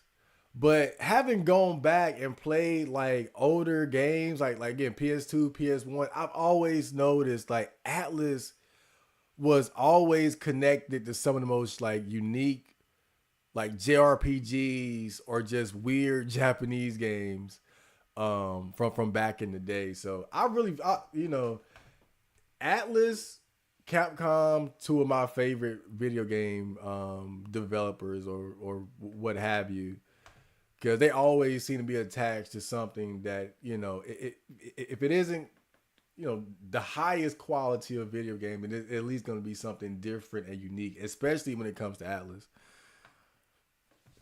Sex with an attractive girl is definitely better than with a fat bitch for sure, but I still wouldn't commit mass murder. I mean, not mass murder, dude. I mean, of course, but you know, you have guys who say, you know, I'll kill myself if I'm still a virgin. I'll kill myself if I don't lose my virgin.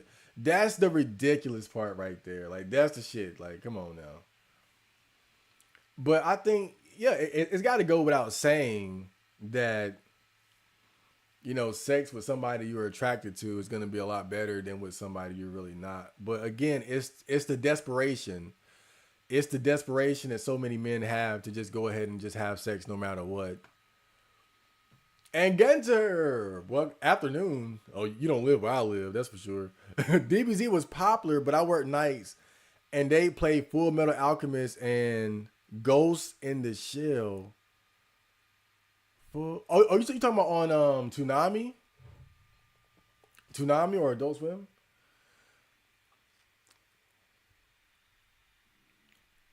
It's been a while since I watched those. I watched the Full Metal Alchemist and Ghost in the Shell years ago.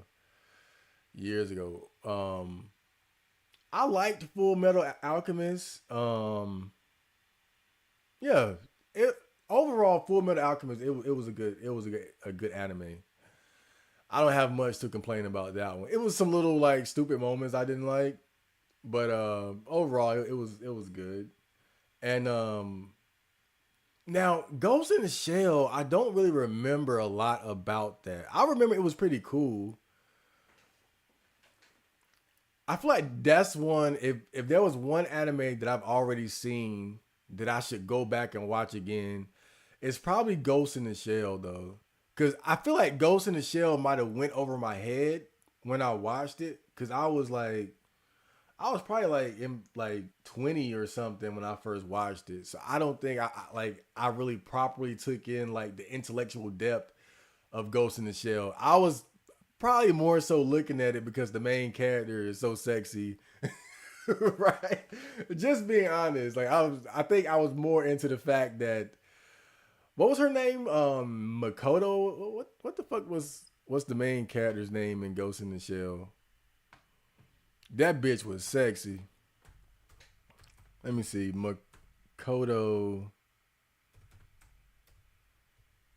It's Makoto Kusanagi. Yeah. I think I was probably more drawn to it because she was just so goddamn sexy. And I probably wasn't paying attention to what was, but that's one I probably need to go back and watch for sure though. I smoke at night, it helps me sleep. Yes, some people they smoke for various purposes. I can't do that either because, like I said, smoking would just make me paranoid.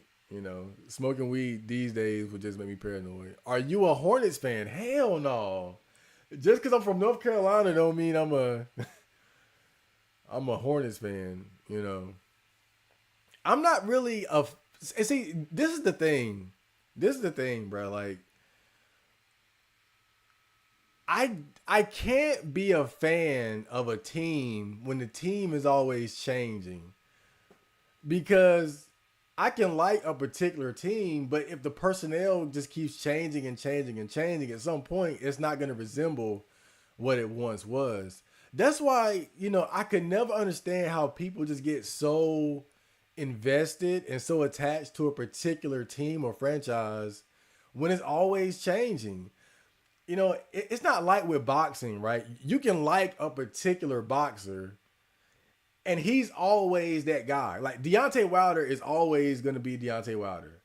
Tyson Fury is always going to be Tyson Fury. Canelo Alvarez is always going to be Canelo. Like your favorite fighter is just who they are. But with sports teams, it's different because they change coaches, they change players, culture changes. And I think that's why I could never have a favorite team because I don't want to be like, okay, just imagine, for instance, you're a Lakers fan during the Shaq and Kobe era, right? Like just, whoa, like three-peat, the best team in the world. Young Kobe, prime Shaq, then Shaq leaves.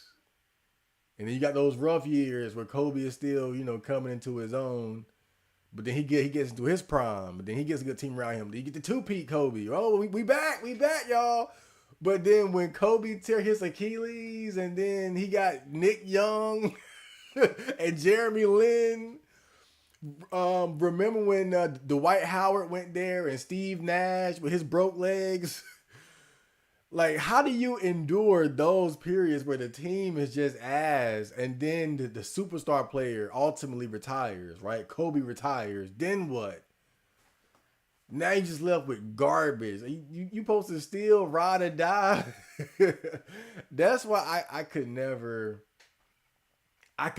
be that committed to a team like that.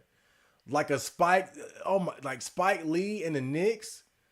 Oh my, like just imagine that shit, right? Now it made sense during the 90s when they had Patrick Ewing and the Knicks were always in contention for a title. It was just fucking Jordan beating everybody's ass, but still, like I could imagine being a Knicks fan then, right? A dedicated Knicks fan, but then going into the 2000s where they just sucked, and then you finally get Carmelo, but then he can't really take him over the hump. That's why I've never been like that. I've never been someone that was like, yeah, this is my favorite team. I like certain players. I put it like that. Like I have certain players I like. Like I like Giannis. Like Giannis, I think is a cool guy. He's a good person, and I like his style of play. Right, like just driving, forcing his way through the paint, dunking. Right, that forceful style of play, I like that. Anthony Edwards, another one, very exciting style of play. So I tend to just be more attached to particular players, and maybe a team at a certain point because of his overall makeup, something like that. But I'm not a ride or die. I'm gonna let you know right now. I'm not a ride or die. I'll ride that bandwagon and I'll get the fuck off. Base Taki enjoyer, dude. Taki, I'm telling you, bro. Yo, Taki was right. That's all I'm gonna say about that. Oh, Ivy. Oh, boy. Soul Calibur. Was it Soul Calibur 5? Ivy. What's the one I got up there? I'm not sure. But that last Soul Calibur, oh my lord, bro, they made her so sexy. For me, it was Talib. Now, Talib is cute. Talib is cute. But I gotta go with Taki. Now, what I will say about Talum though, I remember when I would play with my friends. See, I was a Maxi player. I love Maxi, but I was never really good with Maxi. Like they would beat my ass when I used Maxi. But when I used Talum, I would crush them. I would crush them niggas with with Talum. I don't know why, but Talum was really good in Soul Calibur too. She was really good. Coomer for life gang. Exactly. Fuck the haters. I remember almost jacking off to the Soul Calibur 4 art gallery. Fighting games really do be making their women as hot as possible. Yeah, that's probably one of the few genres where you can still reliably get your Coomer bait, right? Um it's a shame. It's a shame that so many developers have just fallen for this, I don't know, like if you want to call it feminist bullshit. I don't know where these orders are coming from. Is it BlackRock? I don't know. But this whole idea that they have to desexualize female characters and things like that. It's just crazy, man, cuz we I just think we as a people in general, like we love beautiful things. We love beautiful people. We love sexy women, handsome, buff, muscular men. Like we want to see cool, awesome looking motherfuckers. We don't want to see a bunch of dusty, like 4 out of 10 mid bitches in video games. We don't want to see that.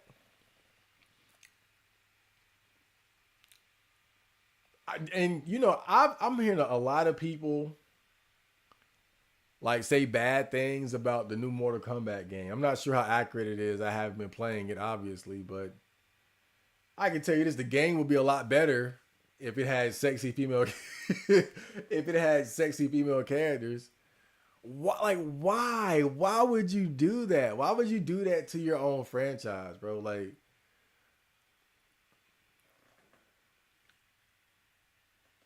you already know what your target audience is. Why not give them what they want? Men love sexy anime bitches. Period. Sexy video game bit, whatever. Like we love that shit of all different shapes and sizes, right? Some guys are gonna like Ivy, some guys gonna like Taki, somebody's gonna like Talon, but you got all these different beautiful women that guys can, fanboy over or waifu, whatever you want to call it. Then you got the fan art, it's so much there. Like there's so much value there in just appreciating what you can do with the female form, you know, in your video game. And I feel like they're just like fuck it. We're gonna make these bitches ugly as hell.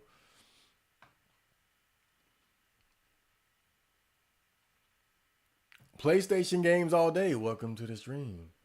Is the Discord server finally up? It's gonna be up very soon. I always say that, but I mean it this time. I just beat Street Fighter 2 using Ryu, uploaded on my gaming channel. Oh, great. Shit. Maybe I'll do some more fighting game stuff soon. Maybe. To be honest, I'm thinking about selling Street Fighter 6 so I can get my PC sooner. But, I'm not going to say it's hard to sell games, but it's hard to get like a fair price sometimes. Because I could go to like trade it or something, but they'll probably give me like $10 for Street Fighter 6 or something like that. So I don't know. But I'm thinking about selling like a few games to give myself a little boost. Is the creators of P34 and oh yeah, he's talking about the what's it called? Metaphor. Oh my, that stupid name. Still sounds better than Hyperdimension Neptunia. No. Hyperdimension Neptunia.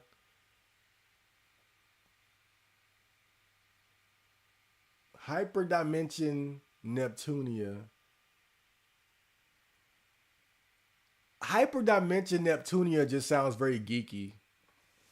It sounds just super nerdy and geeky to me. But I don't think it's necessarily a bad name because it fits what the game is. It's a fitting name. I'll admit that shit is nerdy as fuck. It almost sounds like a fake anime game name, right? Like if I made an anime and the main character had a favorite video game, I would call it Hyperdimension Neptune. Right? Like it's such an anime name, even for anime.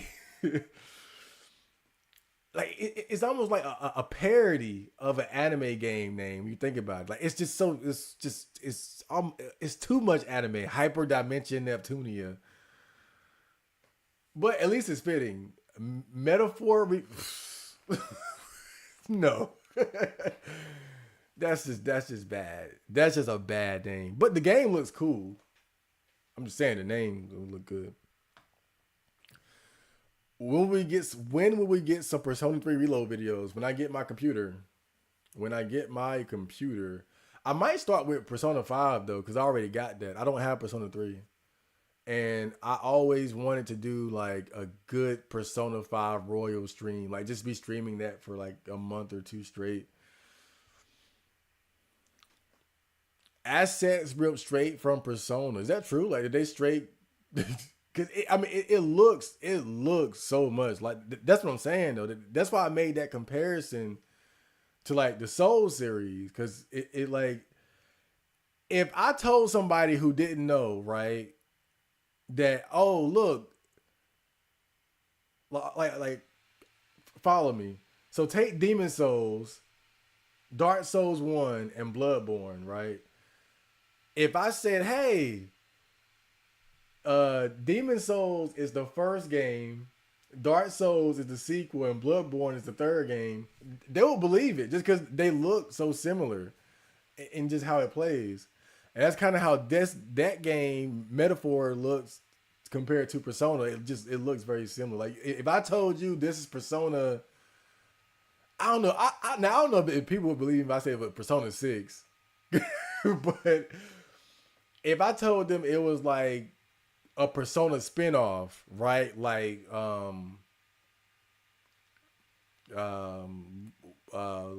what's the name? Persona World or Persona Rivals, whatever the case may be. Persona Blue. They'd be like, yeah. Oh, that's cool. Because it just looks that similar. But again, that's cool. Hey, looks, you want to reuse assets, hey, save the money. I feel you. As long as you make a good game, I don't care. We never having kids at this rate. Yeah, we a little short on the girls and the money.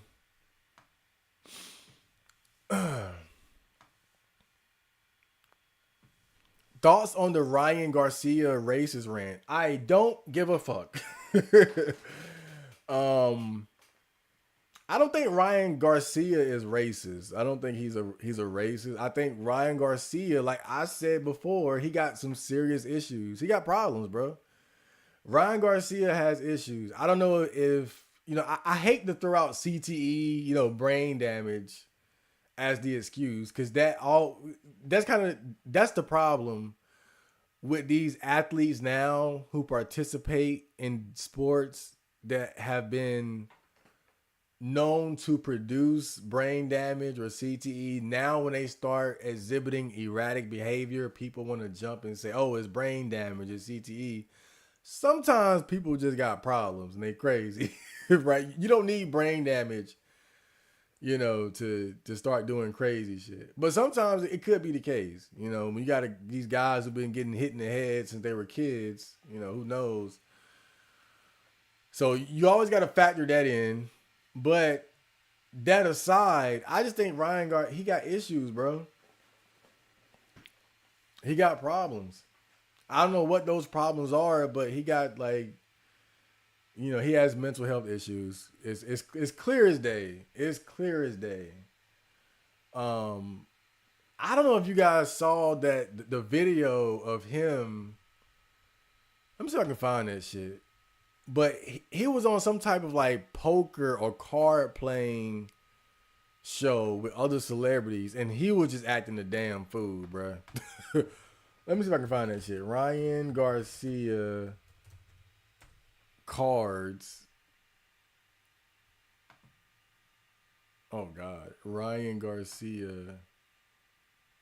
What was that shit? Card game. Or was it poke? Were they playing poker? I cannot spell for the life of me.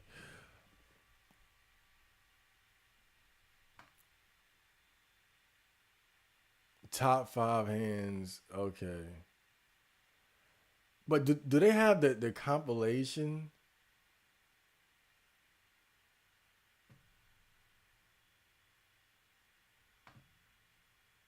I'm just trying to find this shit.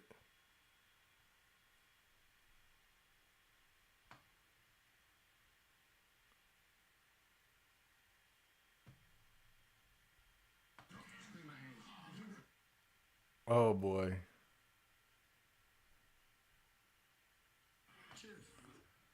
I don't know. I don't think this is the one. But let me just play it. Yeah, he was drinking the whole time. Jimmy Butler. He's over there eating. A diamond would be insane. Yo. Oh God.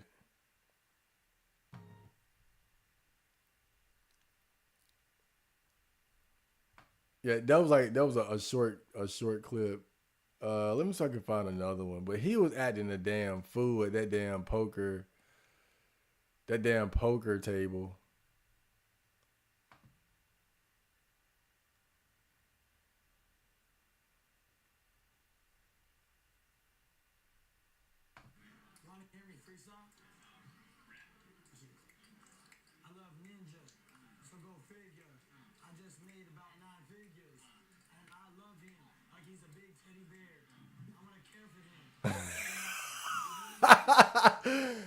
Oh God. Oh, okay. But there was like a whole compilation of him acting the fool at that poker table.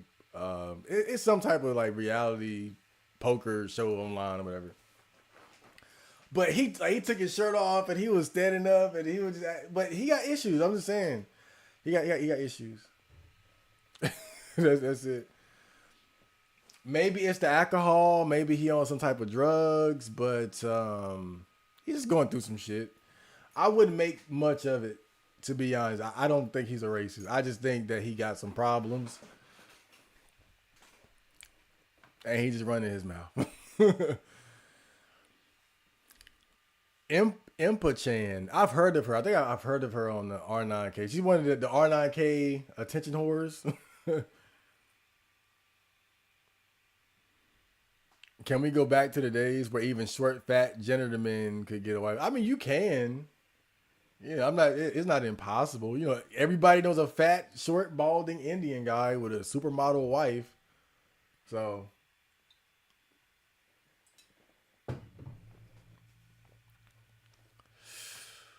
I don't have anything against the LGBT, but stop making my video game bitches ugly. If I wanted to see ugly bitches, I'd leave my house. Yes, stop. I think that's more so a Western video game developer thing, though, right? Luckily in Japan, they still appreciate making the girls beautiful and sexy. They still understand the value of waifuism and the male obsession for a particular type of female character. And like it's so stupid to shoot yourself in the foot by making these girls ugly. Like these girls are not going to become iconic characters like that. You're not going to make iconic long lasting female character. Like nobody would care about Laura Croft if she was some fat ugly bitch. Like nobody, like she wouldn't be the character she is today if she didn't come in the game beautiful, full lips, big tits, fit, all that. Like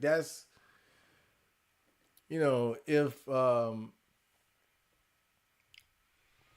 you know, look at like Final Fantasy 9, for instance.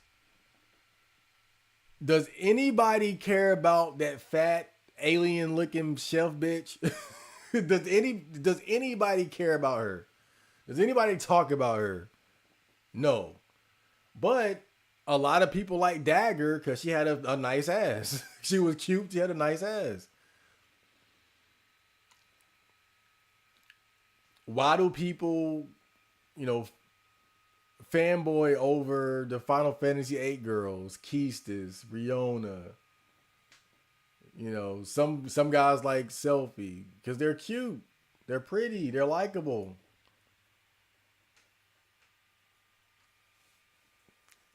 I'm just saying, why do that? Why do that to your own game, your own show, your own franchise? Yo, I caught your stream, Marco Hellbreaker. Welcome to the stream.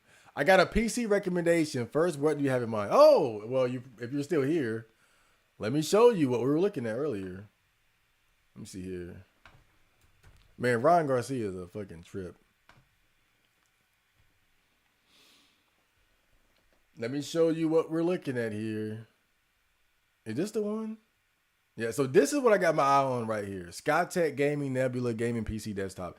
Intel Core i5. I don't know what half this shit is. Oh, 1 TB SSD. I didn't even realize that. SSD. I like that. I like that. Those traditional hard drives are fragile. But this is what I have my eye on right here. I feel like this is something that's powerful enough to do everything I'm going to need it to do. I'll be able to stream in higher quality. I'll be able to render my videos without my computer shutting off. Do all the basics like watching my videos, my anime, my porn, making my music. And also, I haven't really thought about this much, but I'll be able to, actually game on my computer properly. I can play games on this laptop, but mostly like old shit, like PS1 titles and, emulators and whatnot. But I can't play Street Fighter 6 on this, but I could probably play Street Fighter 6 on this motherfucker right here. So yeah, this is what I'm looking at right here. But kind of a high price tag, $749. But I'm like, again, probably like this week, by the end of this week, I'll probably be, or this upcoming week, I'll be like at the halfway mark. So make sure you guys send me all your money so we can get this as fast as possible. But that's what I'm looking at. I think Hellbreaker had recommended a mini PC at one point, and I looked into those, but somebody pointed out that mini PCs don't have a dedicated graphics card. And that kind of turned me off from it. That kind of turned me off. Wait, what the fuck is this? Oh, hold up. But this sale is going to end in like 2 hours. But this mini PC right here looks nice. Oh.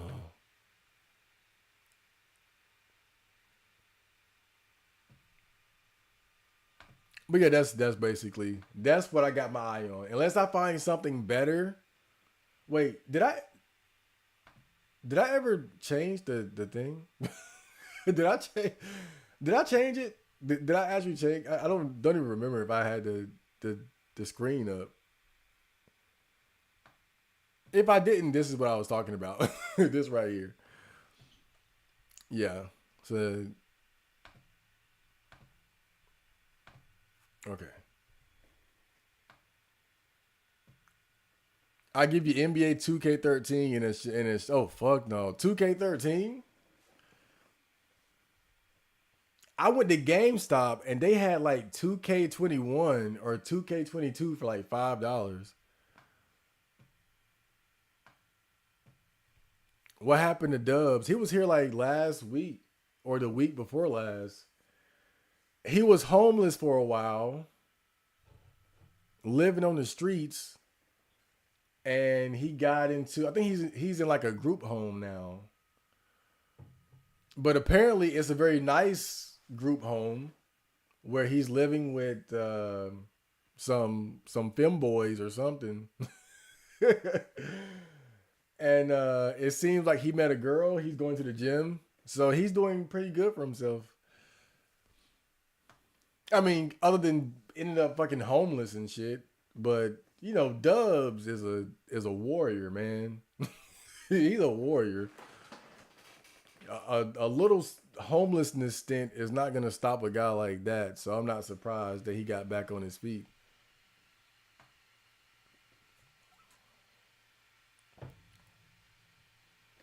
Who's Dubs? The guy that was messing with a trans woman? Yeah, I think that's. Oh boy. I think I remember that one. But yet now he's in Femboy Mansion. So he's still up to his old tricks. But yeah, he's in fact he's been in the Discord more often recently too. So he's back. Basically Dubs is back. But the reason why he disappeared was because he was homeless. I don't know how he ended up homeless. Because last I heard he was in school. I thought he was in college. So I don't know what the fuck happened. But yeah, he ended up homeless. And that's why we didn't hear from him. He was on the streets. He was on the streets probably smoking weed and sipping lean with crack whores. Right? But now it seems like he's getting back on his feet. He met him a pretty young girl that he's courting.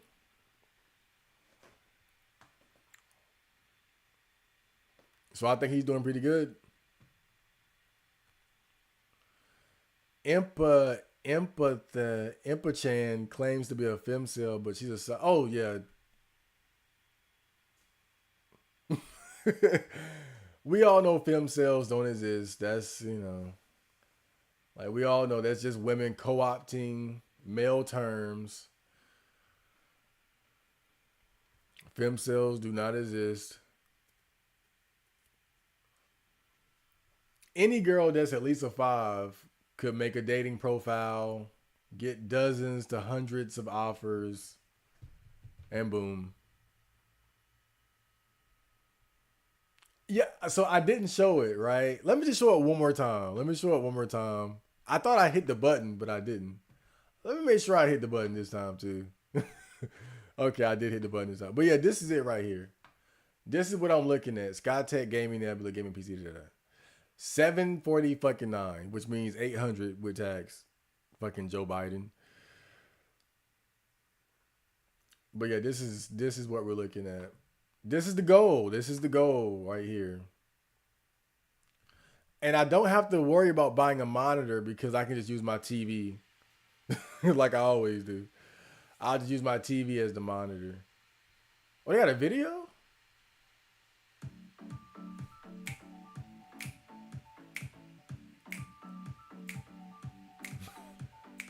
Efficient airflow.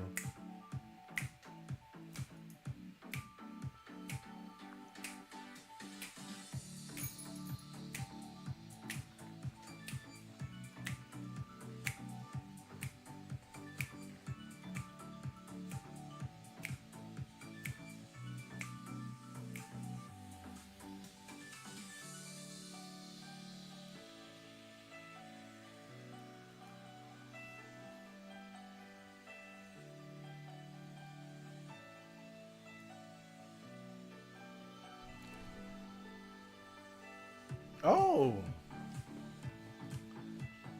I didn't know it came with a keyboard and mouse. I thought it just came with the box.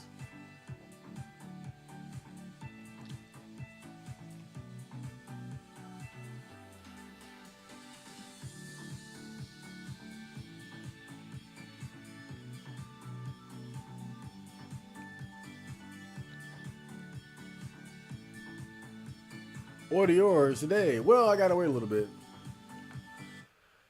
But yeah, I should have it by the end of the month. Because I make about $100 a week roughly donating plasma. So, and I'm about at the halfway mark, and my mom said she would put in a little bit too, right? Because she loves me. So she'll probably throw in 100 or so. So I got that, you know. coming in as well. And we got some Patreon money this week. So we're getting close. We're like at the halfway mark. So that's why I say by the end of the month, I think we're going to have it. And then I can start doing a little bit more as far as like my content creator shit. Like I'll be doing more like video game streams once I get this. Cause like I said, I've always been kind of deterred from, streaming video games because I can't stream in any type of like respectable level of quality. I always got to stream. Like when I stream older games, it's whatever. But with newer games, they look really bad if you try to stream them in anything below 720p. So, but with this, oh man, I'll probably be streaming on Twitch a lot more, amongst other things. But that's what we're going for. That's the goal, guys. We're going to get it. We're going to get there. Intel uses deceptive marketing regarding it is whatever can I see what you're looking at. Whoever told you about dedicated graphics card needed for video editing is a total fool. You don't need that. Do not buy that PC. It's a scam. 750 smackaroonies, 750 woolongs. I could hook you up with a better and more powerful mini PC. You can always use an external GPU later to increase performance when you get the budget to.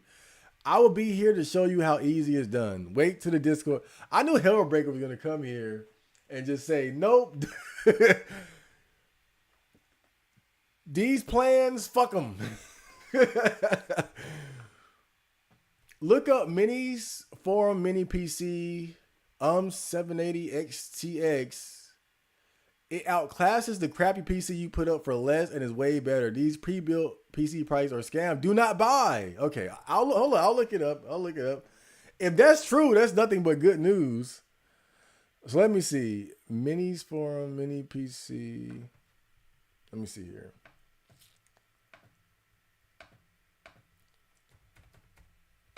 Minis Forum Mini PC. What the hell is this? What the hell is this damn thing? What? You gotta be kidding me. 32 RAM. Hold up. Wait a minute.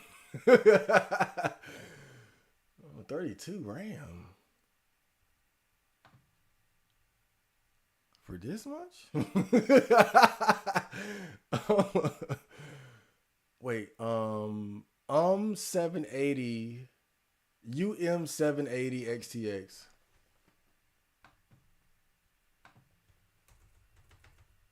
UM780 XTX.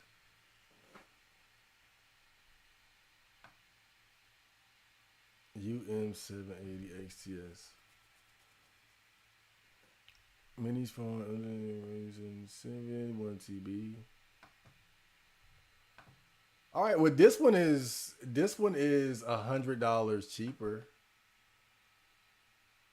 Let me see. Minis for EM790. Minis for Des Mini PC Ryzen bare bones. Oh,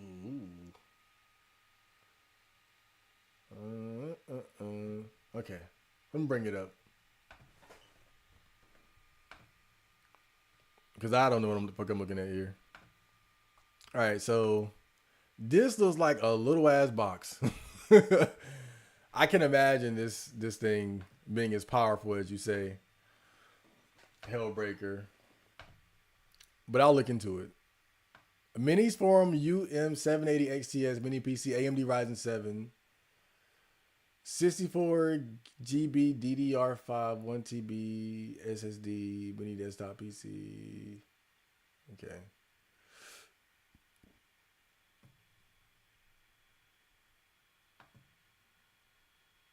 RAM memory 64 RAM.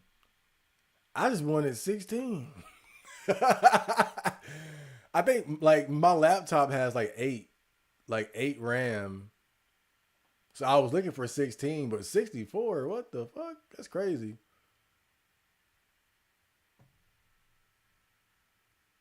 Or maybe I could get this one. This one's even cheaper. This was $100, like $100 cheaper.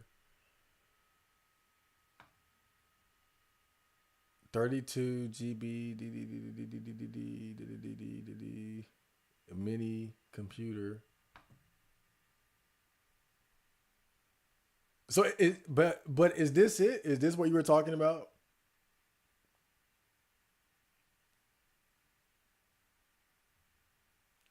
Or was it another one? Four USB ports. It got more than the other one. How does they got four USB ports? How does a mini PC have more USB ports than the fucking big box?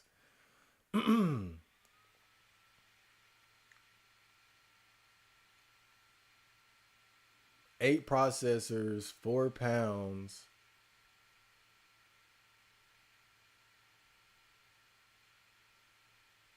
All right, what do the people say? What do the people have to say? It's very powerful and quiet, perfect for emulating the retro games I love. It is so small the wife won't get mad about it being in the living room. With a wireless controller, you can hide it anywhere.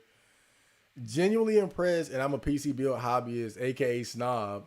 I just got this today, and I'm genuinely impressed so far. I ordered the bare bones version and 48 GB of crucial 600 memory and 2 TB silicone power. I have no idea what it is. All was really simple to put together except for one caveat. They give zero instructions about how to put the RAM heatsink on. It's fairly easy to find a video of one apart showing how it goes, but you need to be careful not to put it too far up so it blocks the other DIMM from snapping into its place, or you will be spending time with a blow dryer and a blade trying to get it. What the hell? I don't know what the hell that is. Power in a small package. The mini PC blows away my older laptops and desktop. You can select a 70W performance option and arrange the 32G total RAM however you want in between system and VRAM and BIOS. On board, 780M is about on par with a discrete GTX 1050 and may outperform it if you use FSR and FreeSync. Beast of a mini PC, USB 4 ports, only 30 GPS though, and support is clueless. This thing is powerful as all heck, and I like that there's a USB 4 port on front. Not sure why companies like putting the best ports on the back.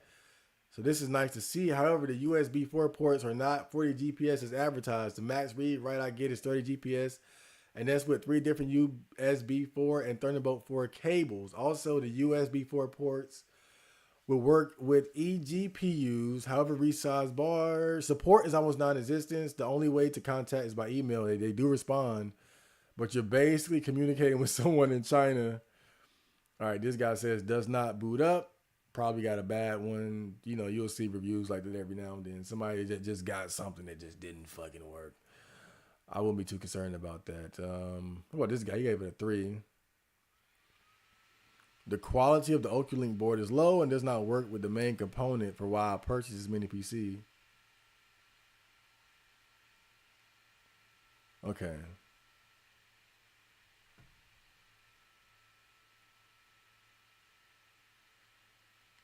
Uh-huh. Uh-huh. Uh-huh. Uh-huh. But yeah, is that what you were talking about, Hellbreaker? Are we headed in the right direction?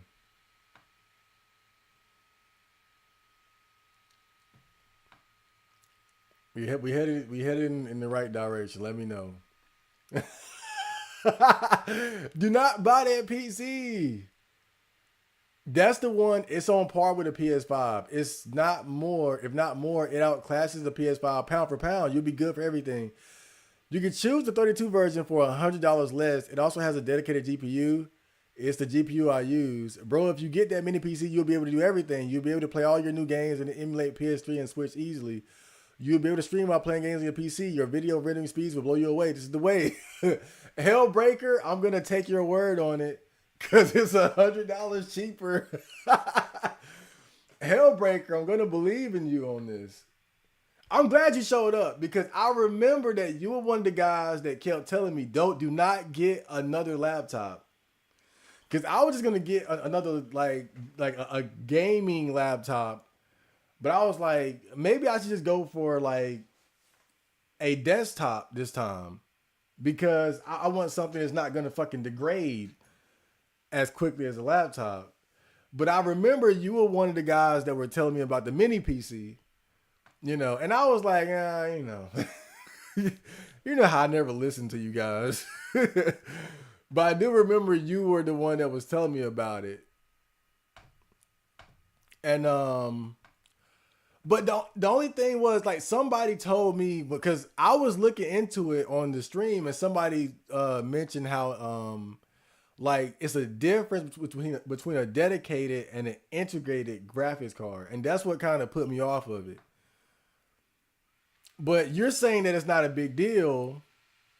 So if that's the case, then shit, if it's, and it being $100 cheaper, that'll allow me to get it quicker. That'll allow me to get it a little bit quicker. So do you think that I should get the, like, should I get the cheaper one, or the 569 or the 649?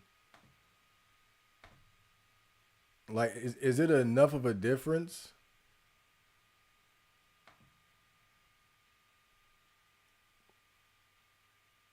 No, but I don't know, because hold up, 32,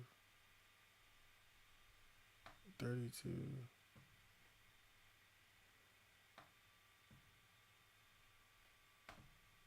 Like, what's the difference between the? I'm trying to see like what the difference is. RAM, is it just the RAM? Because I know that the 649 one has 64 GB, Radeon 780M, CPU speed 5.1. Okay, so so the other one has lower CPU speed. Oh, it does have a dedicated graphics card. It says it here. Um,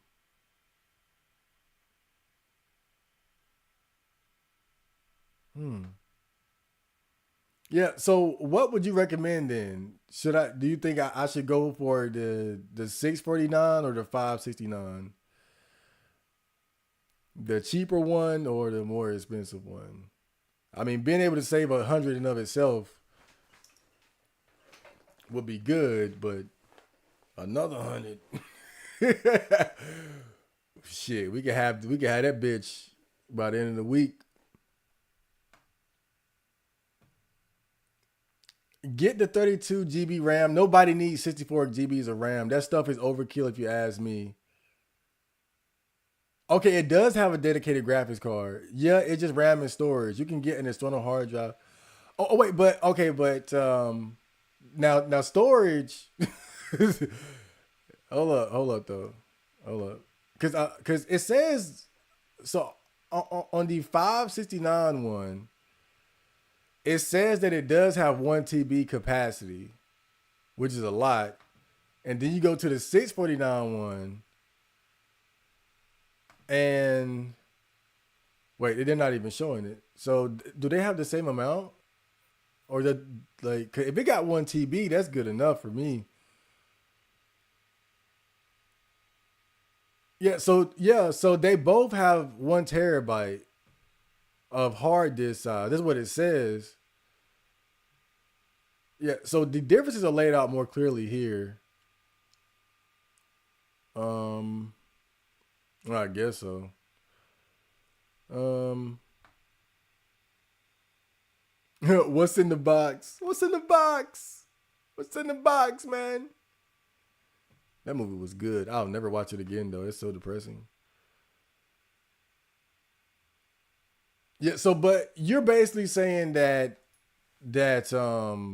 I could go for the 569 though, essentially, because I would rather go for the 649 if the 569 didn't come with the storage space. But it says here that they both come with 1 TB.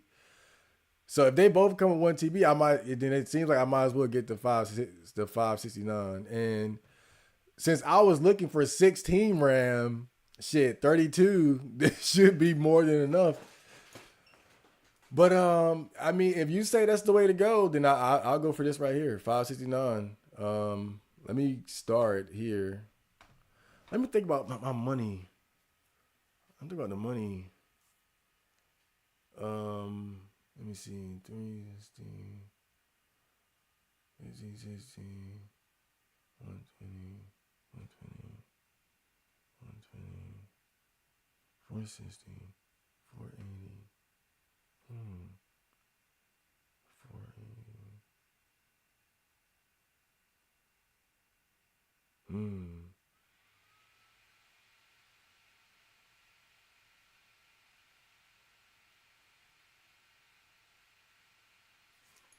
Yeah.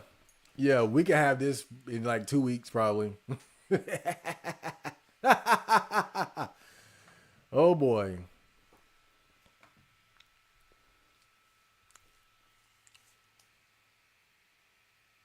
Right now, you won't be needing 1 TB, and PC prices are volatile. So what I'm recommending is the safer option. Although I recommend that you get an external drive to store all your Steam games on PC, regardless. Well, I have like 2 external hard drives, but that's mostly for like my other backup shit. So I still need like another backup and whatnot. But yeah, I think that's gonna be the way to go. Hellbreaker, I'm glad you showed up. I'm glad you showed up because you might have just saved me a bundle of money and got me a better product as well. Right? Damn. Man, this must have been fate. This must have been destiny. I was about to, you know, even though I feel like, the other computer probably would have done what I needed to do. Still, if you can get something better, cheaper, then that's always good. So I'm glad Hellbreaker showed up. So we're gonna go for that. We're gonna go for that particular mini PC, guys. And I think I should probably have it within the next 2 weeks, right? Based on what I have so far. My mom said she would chip in, and I'm donating plasma this week. I think, yeah, I think we're gonna have it very soon. So great things are on the horizon. Yes.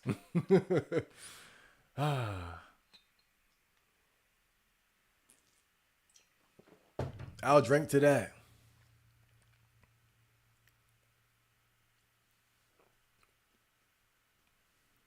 750 woolongs. Oh, that's the Cowboy Bebop currency.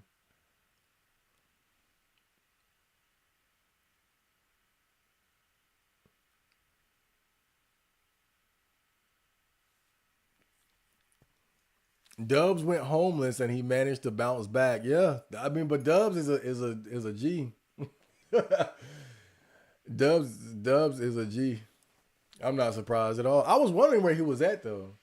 I thought he had a drug overdose. I was worried that he was dead. I ain't gonna lie. I thought because I know he was in the partying. I thought he got laced one time or something.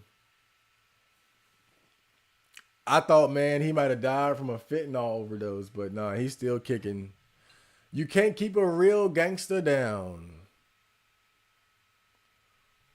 Yeah, that PC looks like a scam. The fancy lights are just are just bait. Look at these lights. We got red, we got blue.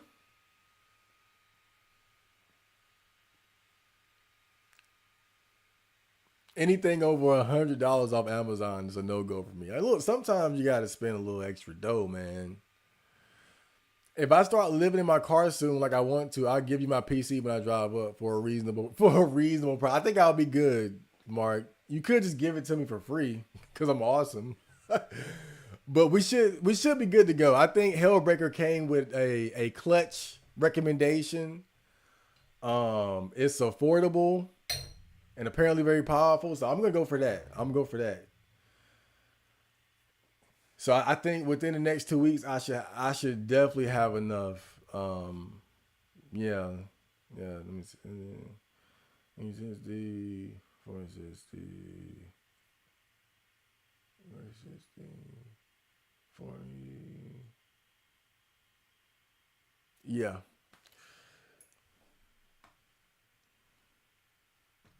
I did buy a Chromebook for $70 off Amazon. It lasted me a year so far. I'm using it right now to watch the stream.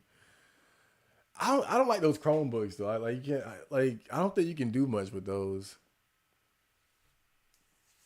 These guys really got your back. I know nothing about PC stuff. They immediately jump in and help. Hey, yeah, you gotta have some specialty guys around. That's why I knew it was a good idea to talk about it on stream. I said somebody here know about computers better than me, because I was definitely gonna buy that big ass rainbow flag box. I was definitely about to do that, but you know,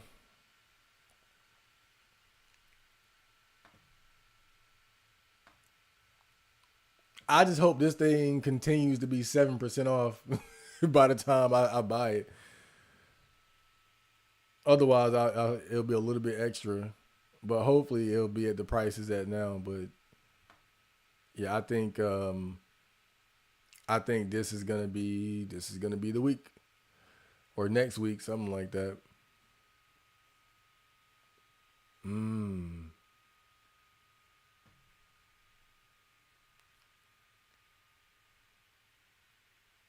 Could you buy like a could you buy a disk drive and connect it to something like this?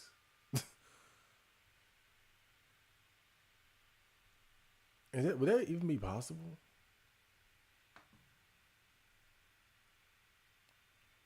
USB. Da-dun-dun-dun, da-dun-dun-dun, da-dun-dun-dun.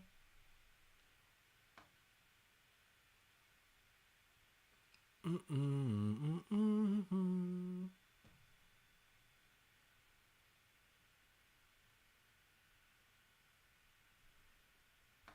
I'm trying to see like a 360 view of it. I want to see what it looks like in the back.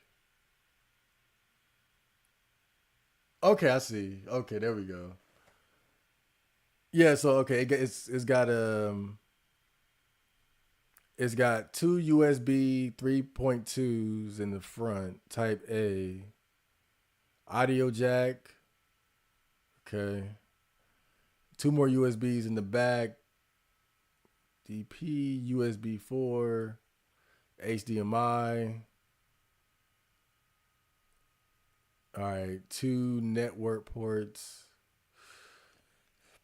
That must be the power cord port right there. Yeah. Whoa. How can something so small be so powerful though? It's just like what's the catch? What's the catch? It almost sounds too good to be true.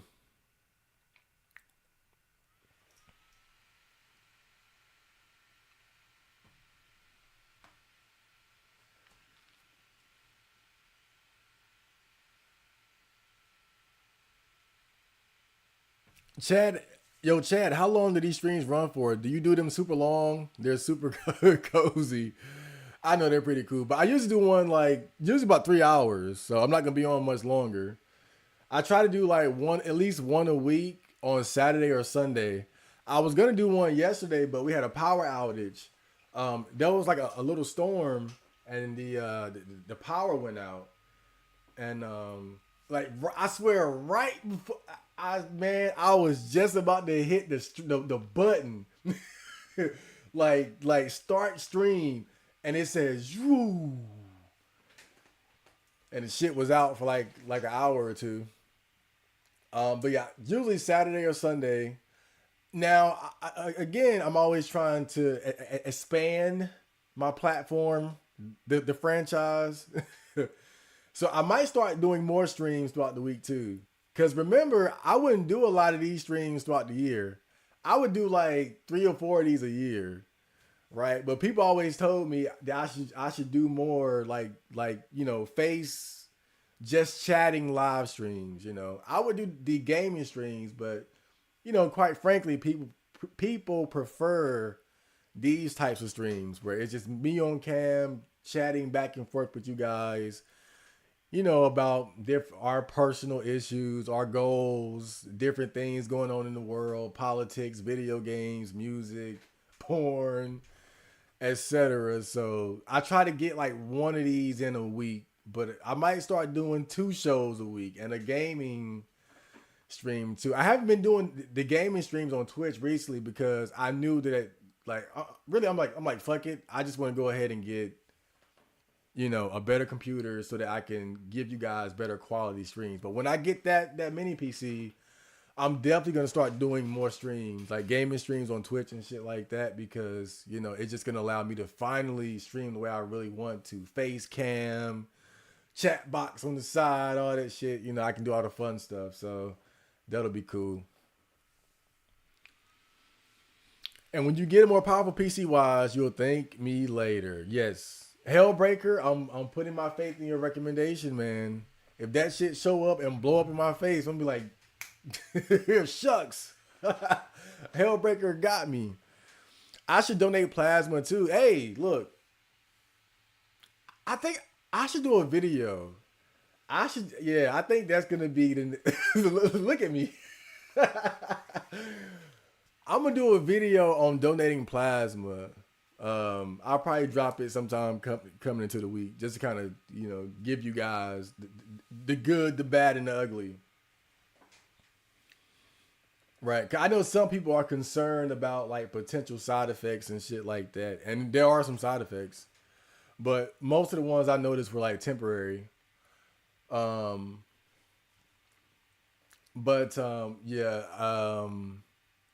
I first started donating plasma, I did it for like, let me see, October, November, December, January, February, March, April, May-ish. Like when they first opened the place, like a while back, I did it like 8 months straight. Like, and this was before I had got my first job.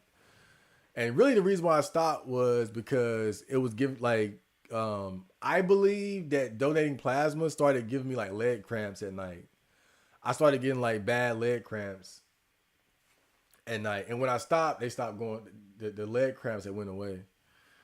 And also I got a job around that point, so I didn't really need to, But recently I started doing it again because I'm saving up for a computer. And yeah, but I'll make a video talking about it just in case, because maybe you guys have a plasma center near you. And maybe you need some extra money. Maybe you're a broke NEET like I am, and you just need some, some extra funds to get you through the tough times. So I'll walk you guys through like the process, and talk about just my experiences donating plasma, how much money you can get, shit like that. But overall, it's not that big of a deal. It's not that big. The worst, I'll go ahead and tell you the worst thing is if you get somebody who don't know how to put that needle in your arm. that's the word. Oh man, they got those damn diversity hires in there. Oh man, because the needle they put in your arm is big. It's a big, like, don't look at the needle. Don't look. You know how people say don't look down when you up somewhere high, like you're on a high platform or something. Don't look at that needle. That needle big as shit. But if you got the right person putting it in, you won't even feel it. That's the crazy thing about it. But the wrong person, it'll sting like a bitch. The wrong person, and then on top of that, if they don't put it in good, like the whole time, like your blood is being taken out and then put back into you later, like while it's gonna be uncomfortable just sitting in your arm. So it's got to be set in there right too. So that can be one of the worst things about it. If you get somebody that don't know how to do that shit. One time I went in there, they had this white guy in there, and I guess he was in there training the other people to do it.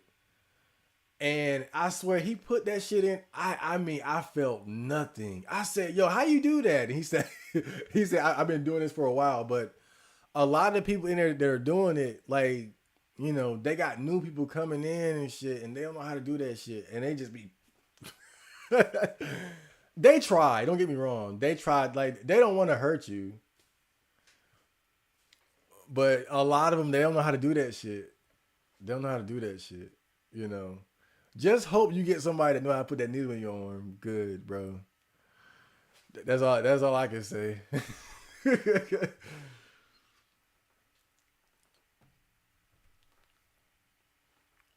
Dubs is a people person, and that goes a very long way. Exactly. Exactly.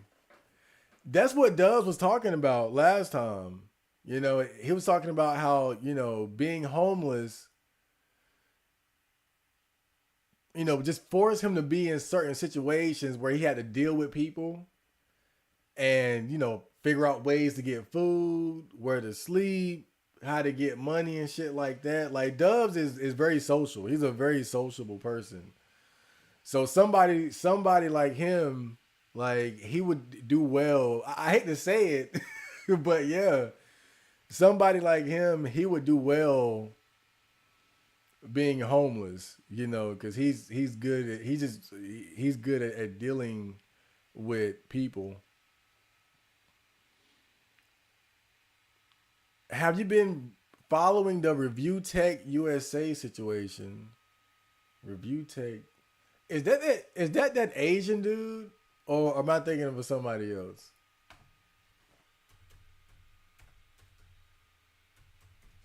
Review Tech USA. That's not the Asian guy, is it?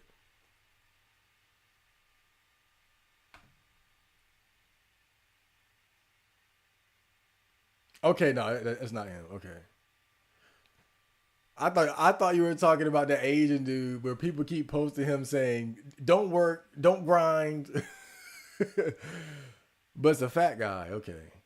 But what? Like, what happened? Did he kill somebody?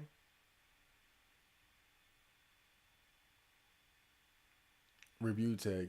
Yeah, some was like a overweight white man. What'd he do?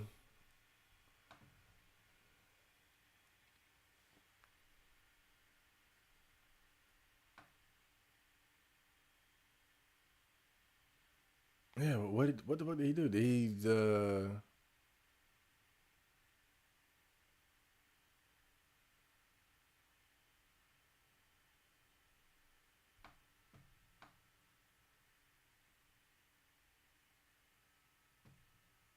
mental health struggle? He's retiring. I don't know. I don't know this guy.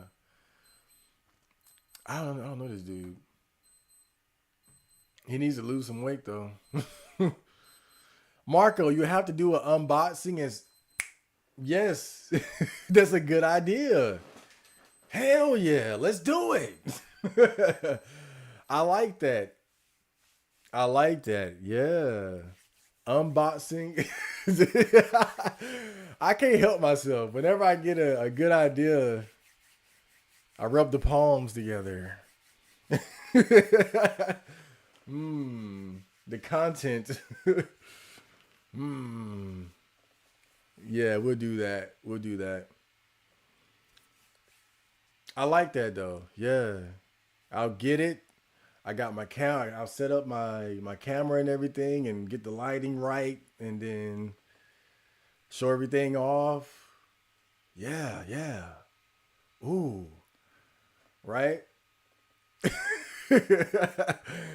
I like that. What happened to streaming games? I pretty much said fuck it until I get my new PC because I got tired of streaming in fucking 320p. So I said, you know what? We'll put that on the side for now, and then, but once I get my new computer, I'm gonna start it back up. But again, I got tired of streaming and goddamn, got two five 25p. I got tired of that shit, man. It's just like because I go back and I look at it, and it's just and here's the thing too, right? So I do like the playthroughs on my gaming channel. And those look great because my laptop can record in good quality, but I can't stream in good quality, right? Streaming is a lot more CPU intensive than recording. And so but if I can actually stream in as good as quality as I record, then I could basically do them at the same time, right? And that will save me, like, you see what I'm saying? Like, so if I'm like right now I'm doing my Evil Within 2 playthrough, I could be streaming that while recording that and then uploading it to the, you see? And so that's why I'm like, I might as well just wait. I might as well just wait until I get my new shit, because then I can actually, stream in a high enough quality to where, it'll be a better viewing experience.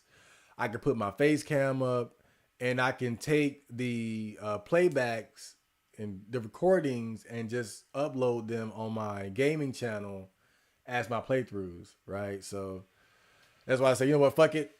We'll wait till then. So within the next 2 weeks, we're gonna be bringing back the gaming streams. Oh man, what should I start with though? Because if this thing is as powerful as Hellbreaker says, then the sky's the limit.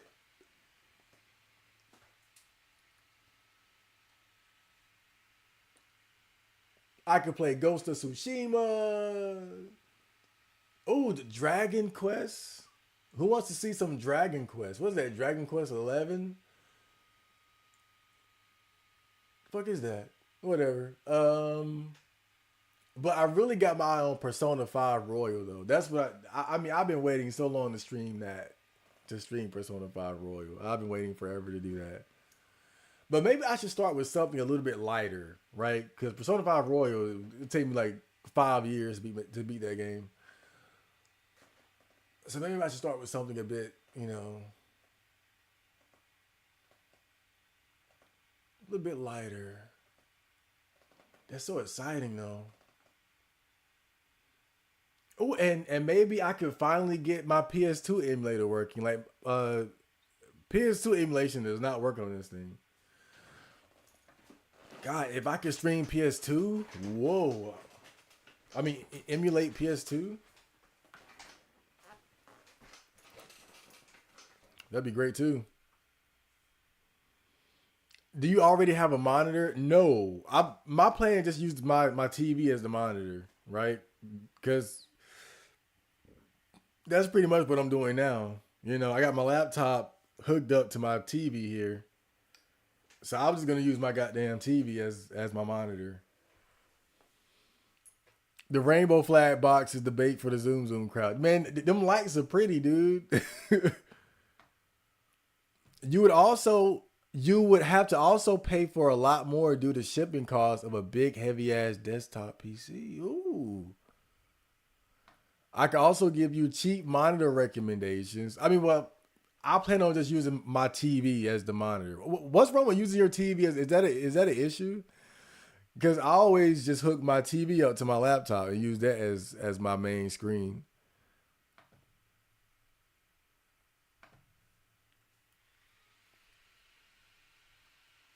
Yeah, I wasn't even really worried about a monitor. I was like, just hook it up to the TV.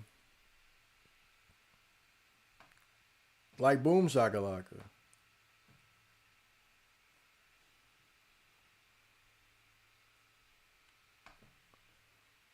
I wonder how much it'll be all together with. Oh no, that's not the one. That's not the one.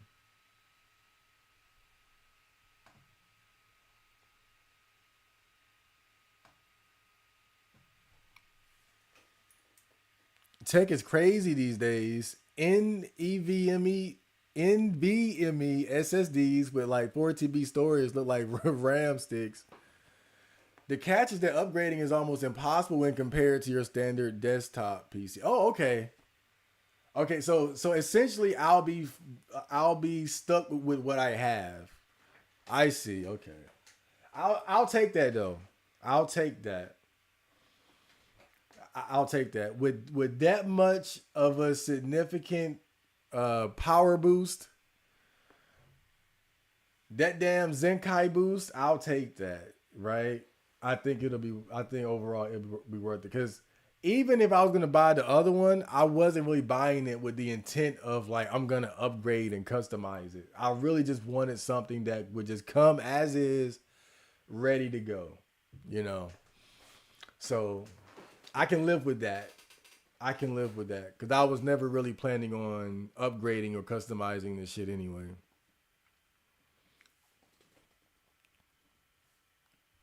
Yeah, yeah, they small as fuck. When you look at it, it's like, how the hell does it even work? How can this work? Not only that, but these pre-built PCs he was going to get anyways have motherboards that don't support modern tech and therefore defeats the point of. Oh, okay. The mini PC would take everything for Marco. Baby steps. Yeah, baby steps. One day I'll be smart enough to be tinkering with the computer. Oh, I took out this part to put in this one and then upgraded the the thing. Right? Install my own lights into the I don't know. How old is Dubs? Now Dubs is like he's gotta be like young, like early 20s, because he was just in college like not too long ago.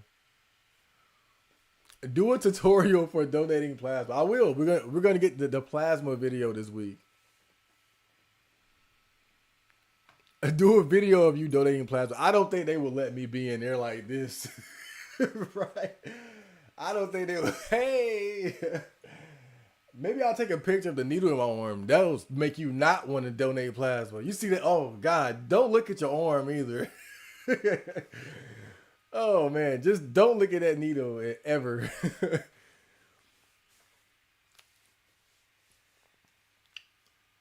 Look, I'll give you one pro tip.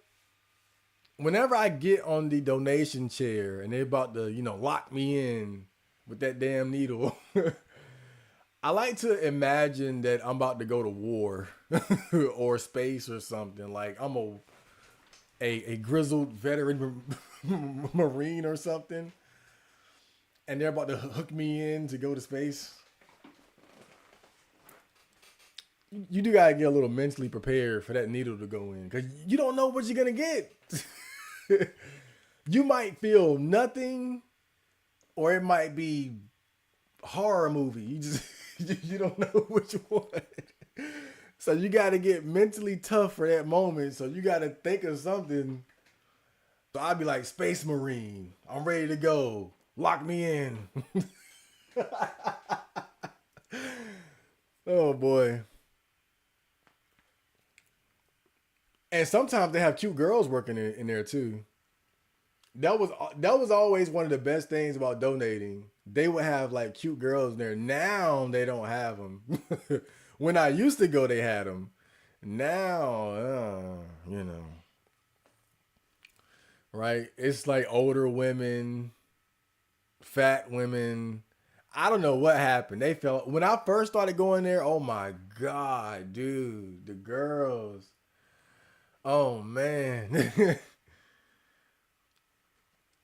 But now it's not, So hopefully, if you do go donate, you'll be able to enjoy a bit of the eye candy, because sometimes they got cute girls working in there. But you know how like these are like not like nurses, but like it's kind of like nurse adjacent work, if you will. They wear scrubs. So a lot of them are like single moms and shit. So no dice, no dice. But at least some of them can be kind of cute.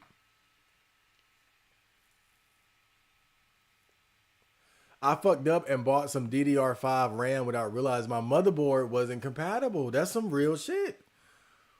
Hellbreaker knows his computer shit, man. Show me your plasmas. Show me your plasmas. I do got the plasma app.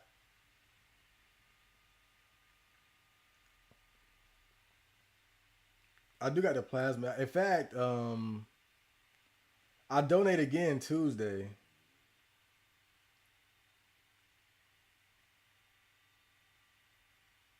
I donate again Tuesday.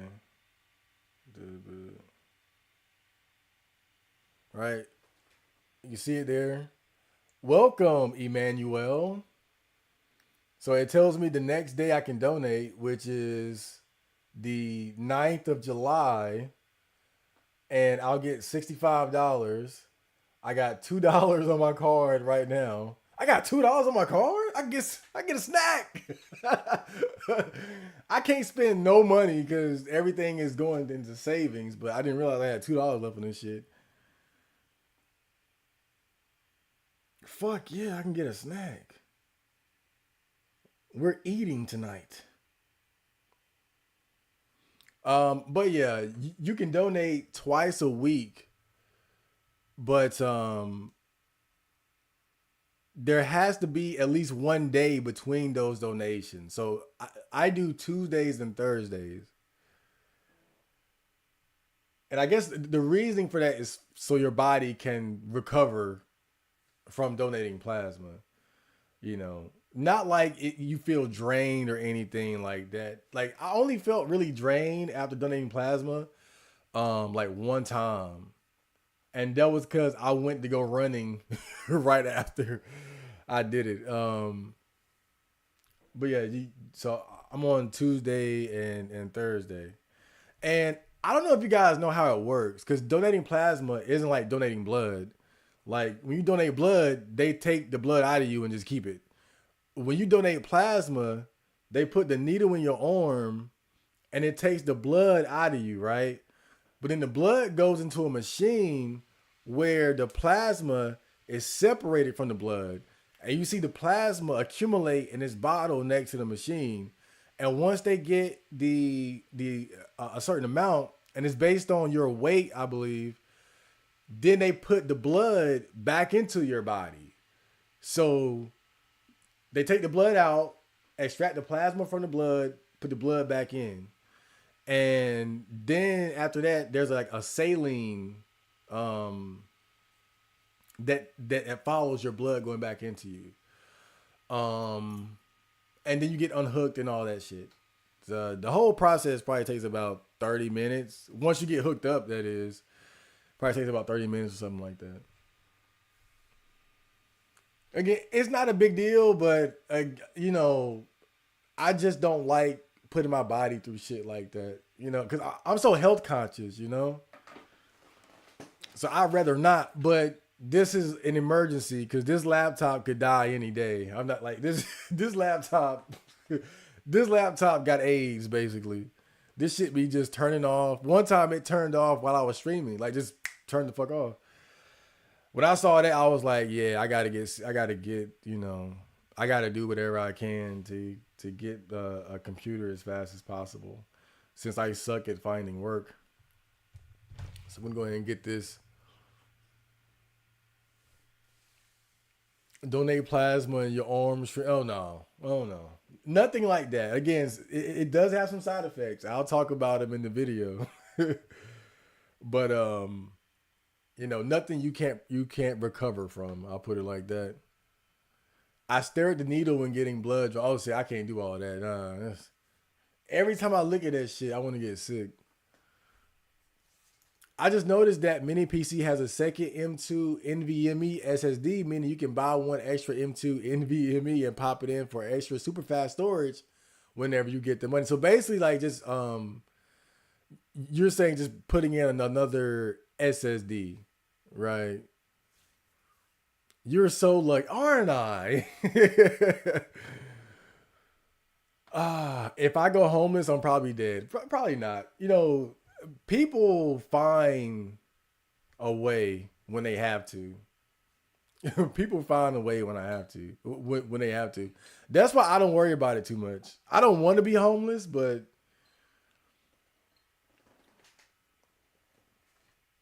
a lot of times you need to have your back against the wall, to bring out parts of you that you didn't know were there. Because you become a different person in different circumstances, and you arise to the challenge of what you need to do when your life is on the line, when food is on the line, shelter, like it's that's part of the problem with comfortable living. It can make you soft. It's kind of like when I went to the mental hospital. I didn't have no computers, no video games, no porn. So what did I did? What did I do? I socialized. I was talking to all the girls and shit like that. Like I've never flirted with and talked to so many girls in my life. Like that in that 2 weeks, I talked to more girls and flirted with more women than I have in my entire life. Like I was a different beast in there, bro. Like I had nothing to do. I didn't have time for no MGTOW monk shit. I was bored. I ain't had no games or nothing. The most exciting thing in that fucking mental hospital was the girls. So that's all I did was just talk to girls the whole time. Now, of course, I'm terrible with women, so I got nowhere. But still. Now, there was one girl. There was probably one girl I think I could have. Now, looking back, it's good that I didn't, because I'm sure she was crazy. But there was like one cute girl in there, and she was like really quiet. And so this is when I first got in there. So I was still kind of in my normal mode, right? Introverted and shit, and scared to talk to girls and shit. And so I saw her, but you know, my mind, girls don't like me, whatever. But there was actually one day where she tried to talk to me, and you know, I kept it quick, like blah blah blah, boom boom, and just kind of kept doing my thing. But before she left, this old nigga got her phone number, bro. Like this dude had to be like 50. This dude like 50 and got her fucking phone number. And I was like, yo, like what the fuck? Like I was like, if he pulled that bitch, I could have pulled that bitch, bro. But again, that was early when that was like day 2, day 3 or some shit like that. I wasn't properly bored yet. 6, 7 days in, oh God, bro, I was a menace. But yeah, you change up in different circumstances, bro. Like depending on like what's going on.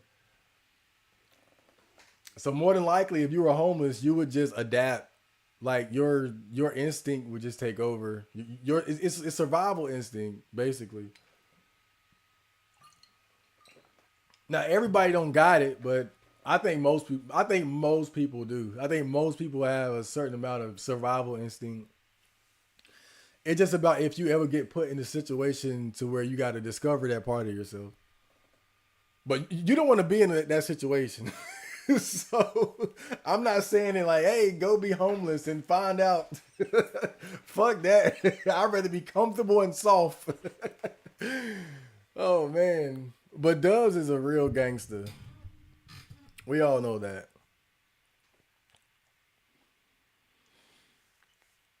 If you would not have been so lazy, you could have redeemed the PC games I get. Look, I did not know there was a limit. I didn't know there was a time. It's a gift. I didn't know it was a limit. That's fucked up. I was like, oh, he gifted it. I can just grab it whenever. Nope. Man, that's fucked up. That's fucked up. But I think like my first test is probably gonna be like a PS2 emulator because I never had a computer or a laptop strong enough to run a PS2 emulator. SNES, PlayStation 1, Nintendo 64, cool. Never like PS2. So I think that'll be like my first test right there, right? To see if I can get the PS2 emulator working. And then I'll just take it from there. And I know how to get some free shit too, so you know. I know where to go to get a little discount. I'm a bad man. Whenever you open your Discord, I will send you safe pirate sites for your personal enjoyment. Oh, thank you so much. All right, so we've been up here long enough. I can take the shades off. 3 hours and 36 minutes. I look like such a dork without my shades. Oh man, so we had a great stream. Sorry I missed the stream yesterday. Sorry I was late today. But still, this was a very productive stream. We had some great conversation. Hellbreaker came through with the clutch mini PC recommendation. So with that being cheaper, I foresee that I'm probably gonna have it within the next 2 weeks. Realistically, probably like a week and a half, all things considered, with the amount that I already have. What I'm gonna get this week and my mom putting in. So yeah, I think we're gonna have it within the next 2 weeks, and then shit, that's gonna be great for my general content creating goals, but also for you guys because we're gonna be getting more video game streams and streaming in general. You know, and even these streams I have to stream in lower quality, right? I forgot about that, but yeah, these little, us just neating and chilling together. These streams gonna look better, right? I can increase the production values. We can get two Marias in the corner. Oh yeah, so I hope you guys enjoyed that stream, and I will see you on the next. So, Johnny.